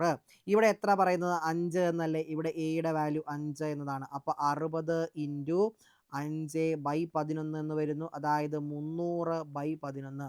300/11 ഹരിച്ചു നോക്കിയാൽ എത്ര വരും? 2 തവണ 22 എന്ന് വരുന്നു. ഇവിടെ എത്ര വരും? 2 തവണ 22 എന്ന് വരും. ഇവിടെ 80 എന്ന് വരും. 7 എന്ന് വരും. വീണ്ടും 77 എന്ന് വരും. വീണ്ടും ഇവിടെ 3 എന്ന് വരും. പോയിന്റ് ഇട്ട് ഇവിടെ ഒരു 0 ഇട്ടാൽ വീണ്ടും ഇവിടെ 2 എന്ന് വരും. 22. വീണ്ടും ഇവിടെ 8 എന്ന് വരുന്നു. 2 27.27 മിനിറ്റ് എന്ന് വരുന്നു. ഓക്കെ ആണല്ലോ? അതായത് 5 മണി കഴിഞ്ഞാൽ പിന്നെ 27.27 മിനിറ്റ് കഴിഞ്ഞാണ് ഇവർ കണ്ടുമുട്ടുന്നത്. അപ്പൊ നമുക്ക് അപ്രോക്സിമേറ്റ്ലി ഇത് 0.27 എന്ന് പറയുന്നത് വളരെ ചെറുതാണ്. അത് 27.27 എന്ന് പറഞ്ഞാൽ അപ്രോക്സിമേറ്റ്ലി 27 തന്നെ എടുക്കാം. അപ്പോൾ വീണ്ടും ഇത് കണ്ടുമുട്ടുന്നത് 5:27 ഇവർ കണ്ടുമുട്ടുന്നത് എന്ന് പറയാനായിട്ട് സാധിക്കും. ഓക്കെ ആണല്ലോ? അതായത് 5 മണി ആഫ്റ്റർ 5 o'clock, 5 മണിക്ക് ശേഷം ഇവർ ആദ്യമായി കണ്ടുമുട്ടുന്നത് എപ്പോഴാണെന്ന് ചോദിച്ചാൽ 60 × A/11 എയുടെ വാല്യൂ 5 എന്നാണ്. അത് ഇട്ട് കൊടുക്കുമ്പോൾ എത്രയാണ്? 5:27 ആദ്യമായി ഈ 5 മണിക്ക് ശേഷം മിനിറ്റ് സൂചിയും മണിക്കൂർ സൂചിയും നേരെ വന്ന് കോയിൻസൈഡ് ചെയ്ത് കടന്നു പോകുന്നത്. ഓക്കെ ആണല്ലോ? 5:27 ഇവർ ആദ്യമായി കടന്നു പോകും. ഓക്കെ ആണല്ലോ? ക്ലിയർ അല്ലേ? സെറ്റ് അല്ലേ? ഓപ്ഷൻ ബി ആയിരിക്കും നമ്മുടെ ഉത്തരം എന്ന് പറയുന്നത്. ഓക്കെ, ഇനി അടുത്തത് നോക്കിക്കേ. A walks 40 meters from his office in the north direction. Then he turns right and walks 8 meters. Again he turns right and walks 34 meters. How far he is from his office എന്നാണ് ചോദിച്ചിരിക്കുന്നത്. A 40 metre തൻ്റെ ഓഫീസിൽ നിന്നും വടക്ക് വശത്തേക്ക് നടക്കുന്നു, നോർത്തിലേക്ക്. എയുടെ ഓഫീസിൽ നിന്നും എത്ര മീറ്റർ ആണടാ? 40 മീറ്റർ സഞ്ചരിച്ചു. ഓക്കെ ആണല്ലോ? എന്നിട്ട് വലത്തേക്ക് തിരിയുന്നു. ആരോ മുകളിലേക്കാണെങ്കിൽ, ശ്രദ്ധിക്കുക, ആരോ മുകളിലേക്കാണെങ്കിൽ നമ്മുടെ വലത് നമ്മുടെ ഇടത് ഇടത്. ആരോ താഴേക്കാണെങ്കിൽ നമ്മളിന്ന് പോകുന്ന പോലെയാണെങ്കിൽ നമ്മുടെ വലത് ഇടത്, നമ്മുടെ ഇടത് വലത്. ഇനി ആരോ ഇങ്ങോട്ടാണെങ്കിൽ താഴേക്ക് വലത്, മുകളിലേക്ക് ഇടത്. ആരോ ഇങ്ങോട്ടാണെങ്കിൽ താഴേക്ക് ഇടത്, മുകളിലേക്ക് വലത്. ഏതെങ്കിലും ഒരെണ്ണം ഓർത്തിരുന്നാൽ മതി. ഈ 2 സെറ്റിലെ ഇത് ഓർത്താൽ ഇത് കിട്ടും, ഈ 2 സെറ്റിലെ ഇത് ഓർത്താൽ ഇതും കിട്ടും. ഓക്കെ ആണല്ലോ? നേരെ തിരിച്ചിട്ടാൽ മതി എന്നുള്ള രീതി. അപ്പൊ എന്താണ്? വലത്തോട്ട് തിരിയുന്നു. എത്ര മീറ്റർ സഞ്ചരിച്ചു? 8 മീറ്റർ സഞ്ചരിച്ചു. എന്നിട്ട് വീണ്ടും വലത്തേക്ക് തിരിയുന്നു. ആരോ ഇപ്പൊ ഇങ്ങോട്ടാണ് എന്ന് പറയുമ്പോൾ താഴേക്കാണ് സഞ്ചരിച്ച്. എത്ര ദൂരം സഞ്ചരിച്ചടാ? 34 മീറ്റർ ദൂരം സഞ്ചരിച്ചു. ഇപ്പൊ ഇവിടെ എത്തി. നമ്മളോട് ചോദിച്ചിരിക്കുന്നത് ഇവർ തമ്മിലുള്ള ദൂരം എന്താണ്? 8 എന്നൊന്നും പറഞ്ഞു കളയരുത്. ഓക്കെ, ഇതാണ് ഇവർ തമ്മിലുള്ള ദൂരം എന്നൊന്നും പറഞ്ഞു കളയരുത്, ഒരു കാരണവശാലും പറയരുത്. 2 പോയിന്റുകൾ തമ്മിലുള്ള ദൂരം എന്ന് പറഞ്ഞാൽ അവ തമ്മിൽ വരയ്ക്കുന്ന നേർരേഖയാണ്. 2 പോയിന്റുകൾ തമ്മിലുള്ള ദൂരം എന്ന് പറഞ്ഞാൽ അവർ തമ്മിൽ വരയ്ക്കുന്ന നേർരേഖയാണ്. അപ്പൊ ഇവിടെ നിങ്ങൾ നോക്കിക്കഴിഞ്ഞാൽ ഒരു മട്ട ത്രികോണം നിങ്ങൾക്ക് കിട്ടും. ഇത് 8 ആയതുകൊണ്ട് ഇതും 8 ആയിരിക്കും. ഓക്കെ, ഇനി ഈ ഡിസ്റ്റൻസ് എന്ന് പറയുന്നത് ഇത് 34 ആയതുകൊണ്ട് ഇതും 34 ആയിരിക്കും. അപ്പൊ 40 - 34 ഇവനെ 6 എന്ന് കിട്ടും. ഇത് 8, ഇത് 6. അപ്പൊ ഇതെന്ന് പറയാൻ എത്രയായിരിക്കും? 8ന്റെ സ്ക്വയർ റൂട്ട് ഓഫ് 8ന്റെ സ്ക്വയർ പ്ലസ് 6ന്റെ സ്ക്വയർ. പൈതഗോറസ് തിയറം അല്ലെ? സ്ക്വയർ റൂട്ട് ഓഫ് 8ന്റെ സ്ക്വയർ 64, 6ന്റെ സ്ക്വയർ 36, സ്ക്വയർ റൂട്ട് ഓഫ് 100 എന്ന് വരുന്നു. എന്നാൽ 10 എന്നതായിരിക്കും ഉത്തരം. ഓപ്ഷൻ എ 10 എന്നതായിരിക്കും ഉത്തരം. ഒരു കാരണവശാലും മാറരുത്. ഇപ്പം ഇങ്ങനെയൊക്കെ കാണിച്ചു കഴിഞ്ഞാൽ ഈ 2 പോയിന്റുകൾ തമ്മിലുള്ള ദൂരം എന്ന് ചോദിച്ചാൽ അവ തമ്മിൽ വരയ്ക്കുന്ന നേർരേഖയാണ് കേട്ടോ. അല്ലാതെ ഈ ദൂരം എന്ന് എടുക്കരുത്. ഇതിനിങ്ങനെ എടുത്തിട്ട് ഈ ദൂരം എന്ന് പറയരുത്, അത് തെറ്റാണ്. ഓക്കെ ആണല്ലോ? ക്ലിയർ അല്ലേ? സെറ്റ് അല്ലേ? ഓക്കെ, ശരി. അപ്പൊ നമുക്ക് എന്ത് ചെയ്യാം? അടുത്ത ചോദ്യത്തിലേക്ക് കടന്നു ചെല്ലാം. നോക്കിക്കേ. In A security system the number, ഈ ശ്രേണിയുമായിട്ട് ലോജിക്കൽ റീസണുമായിട്ട് കണക്ട് ചെയ്യുന്ന ഒരു ചോദ്യത്തിനെ വളരെ വെറൈറ്റി ആയിട്ട് ചോദിച്ചിരിക്കുന്നതാണ്. ഇവിടെ കേരള PSCക്ക് ഒരു അബദ്ധം പറ്റി, അതുകൊണ്ട് ഈ ഒരു ചോദ്യം ആ വർഷം ക്യാൻസലായി. എന്നാലും ആ അബദ്ധം ഇല്ലായിരുന്നെങ്കിൽ ഇത് നല്ലൊരു ചോദ്യമാണ്. In A security system 3 is replaced വിത്ത് 7. 3നെ 7 കൊണ്ട് റീപ്ലേസ് ചെയ്തു. 4 വിത്ത് 14, 4നെ 14 കൊണ്ട് റീപ്ലേസ് ചെയ്തു. 5 വിത്ത് 24. അങ്ങനെയെങ്കിൽ 6നെയും 7നെയും ഇതേ രൂപത്തിൽ ഏത് വെച്ചിട്ട് റീപ്ലേസ് ചെയ്യാം?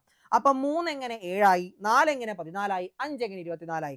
3 എങ്ങനെ 7 ആയി എന്ന് ചോദിച്ചു കഴിഞ്ഞാൽ നിങ്ങൾക്ക് ഇങ്ങനെ ചിന്തിക്കാനായിട്ട് പറ്റും. 3ന്റെ സ്ക്വയറിൽ നിന്നും 2 കുറയ്ക്കുന്നു. അതായത് 3ന്റെ സ്ക്വയർ -2, 9 - 2 7. അടുത്തതിന് വില പോവോ നോക്കാം. 4ന്റെ സ്ക്വയർ എടുത്ത് 2 കുറച്ചാൽ 16 - 2 14 വരുന്നുണ്ട്. ഇനി അടുത്ത എന്താ വരേണ്ടത്? അപ്പോൾ 5ന്റെ സ്ക്വയർ -2, അതായത് 25ൽ നിന്നും 2 കുറച്ച് 23 എന്നാണ് വരേണ്ടത്. എന്നാൽ PSCക്ക് ഒരു അബദ്ധം പറ്റിയത് 24 എന്ന് കൊടുത്തു. ശരിക്കും ഇത് 23 ആയിരുന്നു. അങ്ങനെ നോക്കുമ്പോൾ ഇത് ഏതായിരിക്കും? 6ന്റെ സ്ക്വയറിൽ നിന്നും 2 കുറയ്ക്കുന്നു. 36 - 2 34. അടുത്ത എന്ത് വരും? 7ന്റെ സ്ക്വയറിൽ നിന്ന് 2 കുറയ്ക്കുന്നു. 49 - 2 47 എന്ന് വരുന്നു. 34ഉം 47ഉം ഓപ്ഷൻ എയിൽ അത് കിടപ്പുണ്ട്. അതായിരുന്നു ഉത്തരം. ഓക്കെ ആണല്ലോ? ആ വർഷം ചലഞ്ച് ചെയ്ത് ക്യാൻസൽ ആയി പോയി. ഇപ്പോൾ റീസെന്റ് കഴിഞ്ഞ ഫേസ് വൈസിലൊക്കെ നടന്ന ചോദ്യം വെച്ച് നോക്കുമ്പോൾ അങ്ങനെ ഒരു അബദ്ധം നടന്നത് വളരെ വളരെ കുറവാണ്. അങ്ങനെ സംഭവിച്ചിട്ടില്ല. അപ്പം ഇനി അങ്ങനെയുള്ള തെറ്റുകുറ്റങ്ങളൊന്നും വരില്ല. എന്നിരുന്നാലും ഈ ചോദ്യം ഒന്ന് ശ്രദ്ധിച്ചോ. ഇത്തരം ചോദ്യങ്ങൾ ലോജിക്കൽ റീസണിങ്ങിൽ നിന്ന് തീർച്ചയായിട്ടും ചോദിക്കാൻ പറ്റുന്ന ഒരു ചോദ്യമാണ്. ഓക്കെ, ഇനി അടുത്തൊരു ചോദ്യം ഒരുപാട് ആളുകളെ കുഴപ്പിച്ച ഒരു ചോദ്യം എന്ന് വേണമെങ്കിൽ ഈ ചോദ്യത്തിനെ അഭിസംബോധന ചെയ്യാനായിട്ട് സാധിക്കും. കാരണം ഇവിടെ അശ്രദ്ധ കൊണ്ട് തെറ്റിപ്പോകുന്ന ഒരു സാഹചര്യം വല്ലാതെ മുമ്പിൽ നിൽക്കുന്ന ഒരു സാഹചര്യമാണ് ഇതെന്ന് പറയുന്നത്. നോക്കിക്കേ. A has more marks than B. എക്ക് ബിയേക്കാൾ മാർക്ക് കൂടുതലാണ്. ഓക്കെ, സമ്മതിച്ചു. എ ഗ്രേറ്റർ ദാൻ ബി ആണ്. ഇനി B has less mark than D. B has less mark than D. Okay, അത് സമ്മതിച്ചു. ബിയുടെ മാർക്ക് ഡിയുടെ മാർക്കിനേക്കാൾ കുറവാണ്. ഓക്കെ, സന്തോഷം. ഇനി എന്താണ് പറയുന്നത്? നോക്കിക്കേ. ഇനി പറയുന്നത് B has less mark than D but more marks than E. അപ്പൊ ബിയുടെ മാർക്ക് എന്താണ്? ഇയേക്കാൾ കൂടുതലാണ്.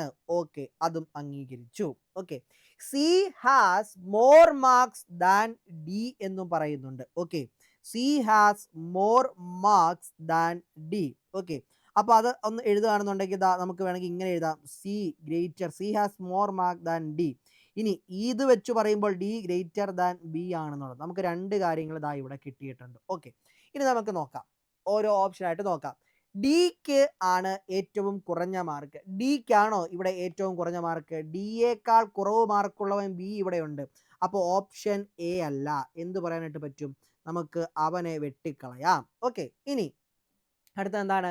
ബിക്കാണ് ഏറ്റവും കൂടുതൽ മാർക്ക്. അല്ല, ബിയേക്കാൾ കൂടുതൽ മാർക്കുള്ളവർ ഇവിടെ ഉണ്ട് അല്ലേ? ബിയേക്കാൾ കൂടിയ മാർക്കാണ് എക്കുള്ളത്. അപ്പൊ അത് വെച്ചിട്ട് നമുക്ക് ഇതും വെട്ടാം. ഇനി എക്കാണ് ഏറ്റവും കൂടുതൽ മാർക്ക്. ഇവിടെ ബിയേക്കാളും ഇയേക്കാളും മാർക്ക് കൂടുതൽ എ ആണ്. പക്ഷെ ഡിയേക്കാൾ കൂടുതലാണോ എന്നുള്ളത് പറഞ്ഞിട്ടില്ല. ഓക്കെ, എന്നാൽ ഒരു കാര്യം പറഞ്ഞിട്ടുണ്ട് ഇവിടെ. എന്താണ് ഇവിടെ? ബിയുടെ മാർക്ക് ഡിയുടെയും സിയുടെയും മാർക്കിനേക്കാൾ ബി ഡിയേക്കാളും സിയേക്കാട്ടിലും കുറവാണെന്നാണ് പറഞ്ഞിരിക്കുന്നത്. ഇത് വേണമെങ്കിൽ ഒരു ഓപ്ഷൻ ആയിട്ട് നോക്കാം. നമുക്ക് അടുത്തതൊന്നും കൊടുക്കാം. ഈ ആണ് ഏറ്റവും പുറകിൽ നിന്ന് രണ്ടാമത്തത്. അതായത് ഏറ്റവും പുറകിൽ നിന്ന് മാർക്ക് എന്ന് പറഞ്ഞാൽ ഏറ്റവും കുറഞ്ഞ മാർക്ക് ഈക്കാണെന്നുള്ളത്. പുറകിൽ നിന്നും രണ്ടാമത്. നിങ്ങൾ നോക്കിക്കേ, ഈ ഒരു ചോദ്യം നോക്കി കഴിഞ്ഞാൽ ഇവിടെ ഏറ്റവും കുറവ് മാർക്ക് വെച്ച് നോക്കുകയാണിത്. ഇവിടെ പുറകിൽ നിന്ന് രണ്ടാമത് നിൽക്കുന്ന ആരാണ്? ബി ആണ്, ഇ അല്ല. ഈക്കാണ് കൂട്ടത്തിൽ ഏറ്റവും കുറവ് മാർക്ക് വരുന്നത്. അപ്പോൾ ഇതും തെറ്റാണെന്ന് പറയാം. ഈ ഒരു സാധനം വെച്ചിട്ട് ഇതും തെറ്റാണ്. അപ്പോൾ അവിടെ നമുക്ക് തെറ്റിടാതെ വരുന്നത് ഏത് മാത്രമേ ഉള്ളൂ? ഓപ്ഷൻ സി മാത്രം. എക്കാണ് ഏറ്റവും കൂടുതൽ മാർക്ക് എന്നുള്ളതായിരിക്കും ശരി.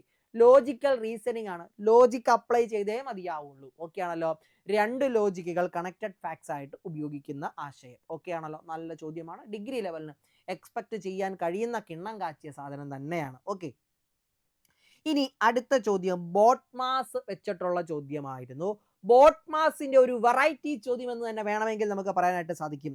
ദേ നോക്കിക്കേ, if plus means into, plus എന്നാൽ ഇൻറ്റു, മൈനസ് മീൻസ് പ്ലസ് ആണ്.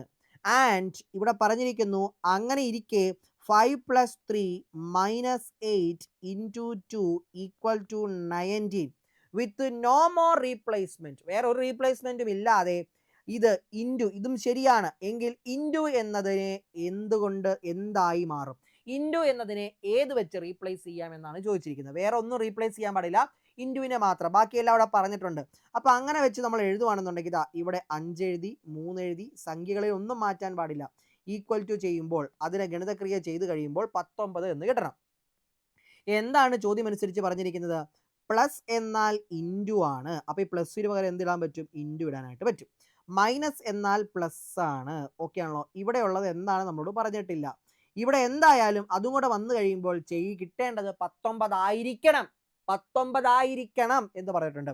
അപ്പോൾ നമുക്ക് ഇത് ചെയ്ത് നോക്കാം. 5 × 3 എത്രയാണ്? 15. പ്ലസ് ഇട്ടു 8, ഇവിടെ പെട്ടി വരുന്നു 2 = 19. ഇവിടെ എന്ത് വന്നാലാണ് ഈ 15ൻ്റെ കൂടെ അത് കൂട്ടുമ്പോൾ, അതായത് ഈ സാധനം ഇവിടെ വരേണ്ടത്, ഇവിടെ വരുന്ന സംഖ്യയുടെ കൂടെ 15 കൂടെ കൂട്ടിക്കഴിഞ്ഞാൽ 19 കിട്ടണം. എത്രയാണ്? 15 കൂടെ എത്ര കൂട്ടിയാലാണ് 19 കിട്ടുക? 4 കൂട്ടിയാലാണ്. 8ഉം 2ഉം ചേർന്ന് 4 ആവണമെങ്കിൽ അതിൻ്റെ ഇടയിൽ ഏത് ഗണിത ചിഹ്നം വരണം? അത്രയേ ഉള്ളൂ. ഏതാണ്? കണ്ണും പൂട്ടി പറയാം, ഡിവിഷൻ വരണം. ഡിവിഷൻ വരണം. അപ്പോൾ നിങ്ങൾക്ക് എന്ത് പറയാൻ പറ്റി? ഇൻറ്റു എന്നത് എന്തായിരിക്കും? ഇവിടെ ഡിവിഷൻ ആയിരിക്കും എന്ന് പറയാനായിട്ട് പറ്റി. ഇൻറ്റു എന്നത് എന്തായിരിക്കും? ഡിവിഷൻ ആയിരിക്കും. ഓപ്ഷൻ എ ആയിരിക്കും നമ്മുടെ ഉത്തരം എന്ന് പറയുന്നത്. ഇൻറ്റു എന്നതിനെ ഡിവിഷൻ കൊണ്ടായിരിക്കും എന്ത് ചെയ്തിരിക്കുന്നത്? അവിടെ റെപ്രസെന്റ് ചെയ്തിരിക്കുന്നത് എന്ന് വ്യക്തമായിട്ട് നമുക്ക് പറയാനായിട്ട് സാധിക്കും. ക്ലിയർ ആണല്ലോ? സെറ്റ് അല്ലേ? ശരി, അപ്പോൾ നമുക്ക് എന്ത് ചെയ്യാം? അടുത്ത ചോദ്യത്തിലേക്ക് വരാം. അടുത്ത ചോദ്യം ഇതാ പിടിച്ചോ. Pick out the odd one. കൂട്ടത്തിൽ പെടാത്തത് കണ്ടുപിടിക്കാം. എടാ, ഒറ്റയാനെ കണ്ടെത്താൻ വേണ്ടി ചോദിക്കുമ്പോൾ, കേരള PSC ചോദിക്കുമ്പോൾ നിങ്ങൾ മനസ്സിലാക്കേണ്ടത് കൂട്ടത്തിൽ പ്രത്യേകത ഉള്ള ഒരുത്തനെ പൊക്കിയെടുത്തോണ്ട് വരിക എന്നുള്ളതല്ല. 3 പേരും ഒരുപോലെ പാലിക്കുന്ന ഒന്ന്, ആ കൂട്ടത്തിൽ പാലിക്കാതെ നിൽക്കുന്ന ഒരുത്തനുണ്ടാകും, അവനെ തൂക്കണം. ക്ലിയർ ആണല്ലോ? അപ്പൊ നമുക്ക് നോക്കാം. Car engine, okay. പേന മഷി, ഓക്കെ. Clock battery, okay. പുസ്തകം ബാഗ്, ഓക്കെ. ഇവിടെ എന്താണ് നോക്കിക്കേ, കാറിന്റെ അകത്താണ് എൻജിൻ ഇരിക്കുന്നത്, സമ്മതിച്ചു. പേന മഷി, പേനയുടെ അകത്താണ് മഷിയുള്ളത്. ക്ലോക്ക് ബാറ്ററി, ക്ലോക്കിന്റെ അകത്താണ് ബാറ്ററി വരുന്നത്. പുസ്തകം ബാഗ്, പുസ്തകം ബാഗ്. നിങ്ങൾ നോക്കിക്കേ, ഇവിടെ എൻജിൻ എന്ന് പറയുന്നത് ഈ കാറിന്റെ അകത്താണ്, ഈ മഷി എന്ന് പറയുന്നത് ഈ പേനയുടെ അകത്താണ്, ബാറ്ററി എന്ന് പറയുന്നത് ക്ലോക്കിന്റെ അകത്താണ്, ബാഗ് എന്ന് പറയുന്നത് പുസ്തകത്തിന്റെ അകത്താണോ? അല്ല, ഇത് തിരിഞ്ഞായിരുന്നു വരേണ്ടത്. അപ്പം ഇവിടെ ഓപ്ഷൻ ഡി എന്നതായിരുന്നു നമ്മുടെ ആൻസർ. ബാഗ് ബുക്ക് എന്ന് പറയേണ്ടതിന് പകരം ബുക്ക് ബാഗ് എന്ന് തന്നു, ഓർഡർ തെറ്റി. അപ്പോൾ ഓപ്ഷൻ ഡി ആയിരിക്കും നമ്മുടെ ഉത്തരം. ഫ്രീ ആയിട്ട് മാർക്ക് കിട്ടുന്ന ഒരു ചോദ്യം എന്ന് വേണമെങ്കിൽ പറയാനായിട്ട് സാധിക്കും. പക്ഷേ അശ്രദ്ധ വന്നാൽ നമ്മൾ തെറ്റിക്കും. അശ്രദ്ധ വരരുത്, അശ്രദ്ധ വന്നാൽ കൈവിട്ടു പോകും. ഓക്കെ ആണല്ലോ? ശരി, അപ്പൊ നമുക്ക് എന്ത് ചെയ്യാം? അടുത്ത ചോദ്യം പിടിച്ചോ. അടുത്ത ചോദ്യം എന്ന് പറയുന്നത്, ഇവിടെ ഈ ഒരു ചോദ്യത്തെ സംബന്ധിച്ച് പല ലോജിക്കുകൾ അപ്ലൈ ചെയ്യാനായിട്ട് പറ്റും. കൗ എന്നത് ERAD, നിങ്ങളെ കുഴപ്പിച്ച് വലിപ്പിച്ച് മൂലയിലിരുത്തുക എന്നുള്ള രീതിയിൽ തന്നിരിക്കുന്ന ഒരു ചോദ്യം എന്ന് വേണമെങ്കിൽ പറയാനായിട്ട് സാധിക്കും. അതുകൊണ്ട് അവിടെ ഒന്നും നിങ്ങൾ വീഴാൻ പാടില്ല. അടുത്തത് എന്താ നോക്കുക? Rat, RAT. ഇവിടെയും കേരള PSCക്ക് ഒരു അബദ്ധം പറ്റിയിട്ടുണ്ടായിരുന്നു. TXXS എന്നതാണ്. ആൻഡ് ഹെൻ എന്നത് കോഴീനെ എങ്ങനെ പറയുന്നു? ഹെൻ എന്നതിനെ എങ്ങനെ പറയുന്നു? ഹെന്നിനെ എങ്ങനെ പറയുന്നടാ? ഹെന്നിനെ JHRI എന്ന് പറയുന്നു. ഓക്കെ, ഇവിടെ നോക്കിക്കേ. നിങ്ങൾ നോക്കുകയാണെന്നുണ്ടെങ്കിൽ ഞാൻ പറഞ്ഞിട്ടുണ്ട് എന്താണ് ചെയ്യേണ്ടത്. എപ്പോഴും നമുക്കൊരു റിലേഷൻ ഉണ്ടല്ലോ, ABCDEFGHIJKLM. ഇനി താഴേക്ക് എന്നെ എഴുതുക, NOPQRSTUVWXYZ. ഇങ്ങനെ തന്നെ നിങ്ങൾ ആൽഫബറ്റ് എഴുതി പഠിക്കണം. ആദ്യത്തെ 13 എണ്ണം എഴുതി അതിൻ്റെ നേരെ താഴെ അടുത്തത്. ഓക്കെ ആണല്ലോ? അങ്ങനെ തന്നെ എഴുതി പഠിക്കുന്ന രീതിയിലേക്ക് നിങ്ങൾ വരണം. ഓക്കെ, ഇത് നോക്കുക. സി എങ്ങനെ ഡി ആയി? സി എങ്ങനെ ഇ ആയി? 1 2 2 ചാടി സി ആയി. ഓ എങ്ങനെ ആറായി? 1 2 3 ചാടി ആറായി, 3 ചാടി ആറായി. ഡബ്ല്യു എങ്ങനെ എ ആയി? 1 2 3 4 4 ചാടി എ ആയി. നമുക്ക് നോക്കാം അടുത്തത്. ആർ എങ്ങനെ ടി ആയി? 1 2 2 ചാടി ടി ആയി. എ എങ്ങനെ എക്സ്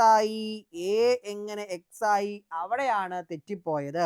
ശരിക്കും ഇത് വരേണ്ടത് 3 മുമ്പോട്ട് ചാടുക. 1 2 3. ഇത് ഡി എന്നായിരുന്നു തരേണ്ടിയിരുന്നത്. 3 ചാടി ഡി ആകണം. അടുത്ത് നമുക്ക് നോക്കാം. ടി എങ്ങനെ എക്സ് ആയി? 1 2 3 4 4 ചാടി എക്സ് ആയി. ഓക്കെ ആണല്ലോ? ഇവിടെ ഞാൻ പറയാതെ വെച്ചിരിക്കുന്ന ഒരാളുണ്ട്. ഇവിടെ ഒരു അധികപ്പറ്റ് ഡി ഉണ്ട്, അധികപ്പറ്റ് എസ് ഉണ്ട്. അവിടെ നിൽക്കട്ടെ, ആക്രാന്തം വേണ്ട. ഓക്കെ, അടുത്ത നോക്കുക. എച്ച് എങ്ങനെ ജെ ആയി? 1 2 2 ചാടി ജെ ആയി. ഇ എങ്ങനെ എച്ച് ആയി? 1 2 3 ചാടി എച്ച് ആയി. എൻ എങ്ങനെ ആറായി? 1 2 3 4 ചാടി ആറായി. ഇനി നോക്കുക, എച്ച് എങ്ങനെ ഐ ആയി? സോറി, ഐ അവിടെ അധികപ്പറ്റായിട്ട് നിൽക്കുന്നുണ്ടല്ലേ. ഇവിടെ നിങ്ങൾ നോക്കിക്കഴിഞ്ഞാൽ ഇതില്ലാതെ തന്നെ നിങ്ങൾക്ക് ചെയ്യാനായിട്ട് പറ്റും കേട്ടോ. നമ്മൾ ചോദിച്ചിരിക്കുന്ന ഫോക്സ് അല്ലേ? ഫോക്സിനെ എഫ് 2 മുമ്പോട്ട് ചാടുന്നു. 1 2. എഫ് എച്ചിലേക്ക് പോകുന്നു. അപ്പൊ സിയും വെട്ടാം ഡിയും വെട്ടാം. ഓ 3 മുമ്പോട്ട് ചാടണം. 3 മുമ്പോട്ട് ചാടുക. 1 2 3 6. എച്ച് 6 വരുന്നത്. ഇനി എക്സ് എങ്ങനെയാണ്? 4 മുമ്പോട്ട് ചാടണം. 1 2 3 4. HRB എന്ന് വരുന്ന ഒരേ ഒരെണ്ണം മാത്രമേ ഉള്ളൂ, ഓപ്ഷൻ ബി. അങ്ങനെയും കൃത്യമായിട്ട് പറയാം. ഇനി ഈ അധികപ്പറ്റിനെ കൈകാര്യം ചെയ്യണമെങ്കിൽ സി എങ്ങനെ ഡി ആയി? അങ്ങനെ സർക്കിൾ ചെയ്ത് പോവുക. സി എങ്ങനെ ഡി ആയി? 1 ചാടി ഡി ആയി. ആർ എങ്ങനെ എസ് ആയി? 1 ചാടി എസ് ആയി. എച്ച് എങ്ങനെ ഐ ആയി? 1 ചാടി ആയി. എഫ് എങ്ങനെ അടുത്തത് ഭാഗം? 1 ചാടുക ജി ആകുക. HRBG, ഓപ്ഷൻ ബി എന്ന് കൃത്യമായിട്ട് അവിടെ കിട്ടും. ക്ലിയർ ആയോ? വ്യക്തമായിട്ട് നിങ്ങൾക്കത് മനസ്സിലായി എന്ന് വിശ്വസിക്കുന്നു. ഓക്കെ അല്ലേ? അപ്പൊ നിങ്ങൾ നോക്കിക്കേ, ഇവിടെ നമ്മൾ ഫോളോ ചെയ്യുന്ന ആ പാറ്റേണുകൾ എപ്പോഴും ശ്രദ്ധിക്കുക എന്നുള്ളതാണ് ഈ ഒരു കാര്യത്തിൽ ശ്രദ്ധിക്കേണ്ടത്. അപ്പൊ ഈ പറഞ്ഞ എല്ലാം നിങ്ങൾക്ക് മനസ്സിലായെന്ന് വിശ്വസിക്കുന്നു. സെറ്റ് അല്ലേടാ? ഓക്കെ അല്ലേ?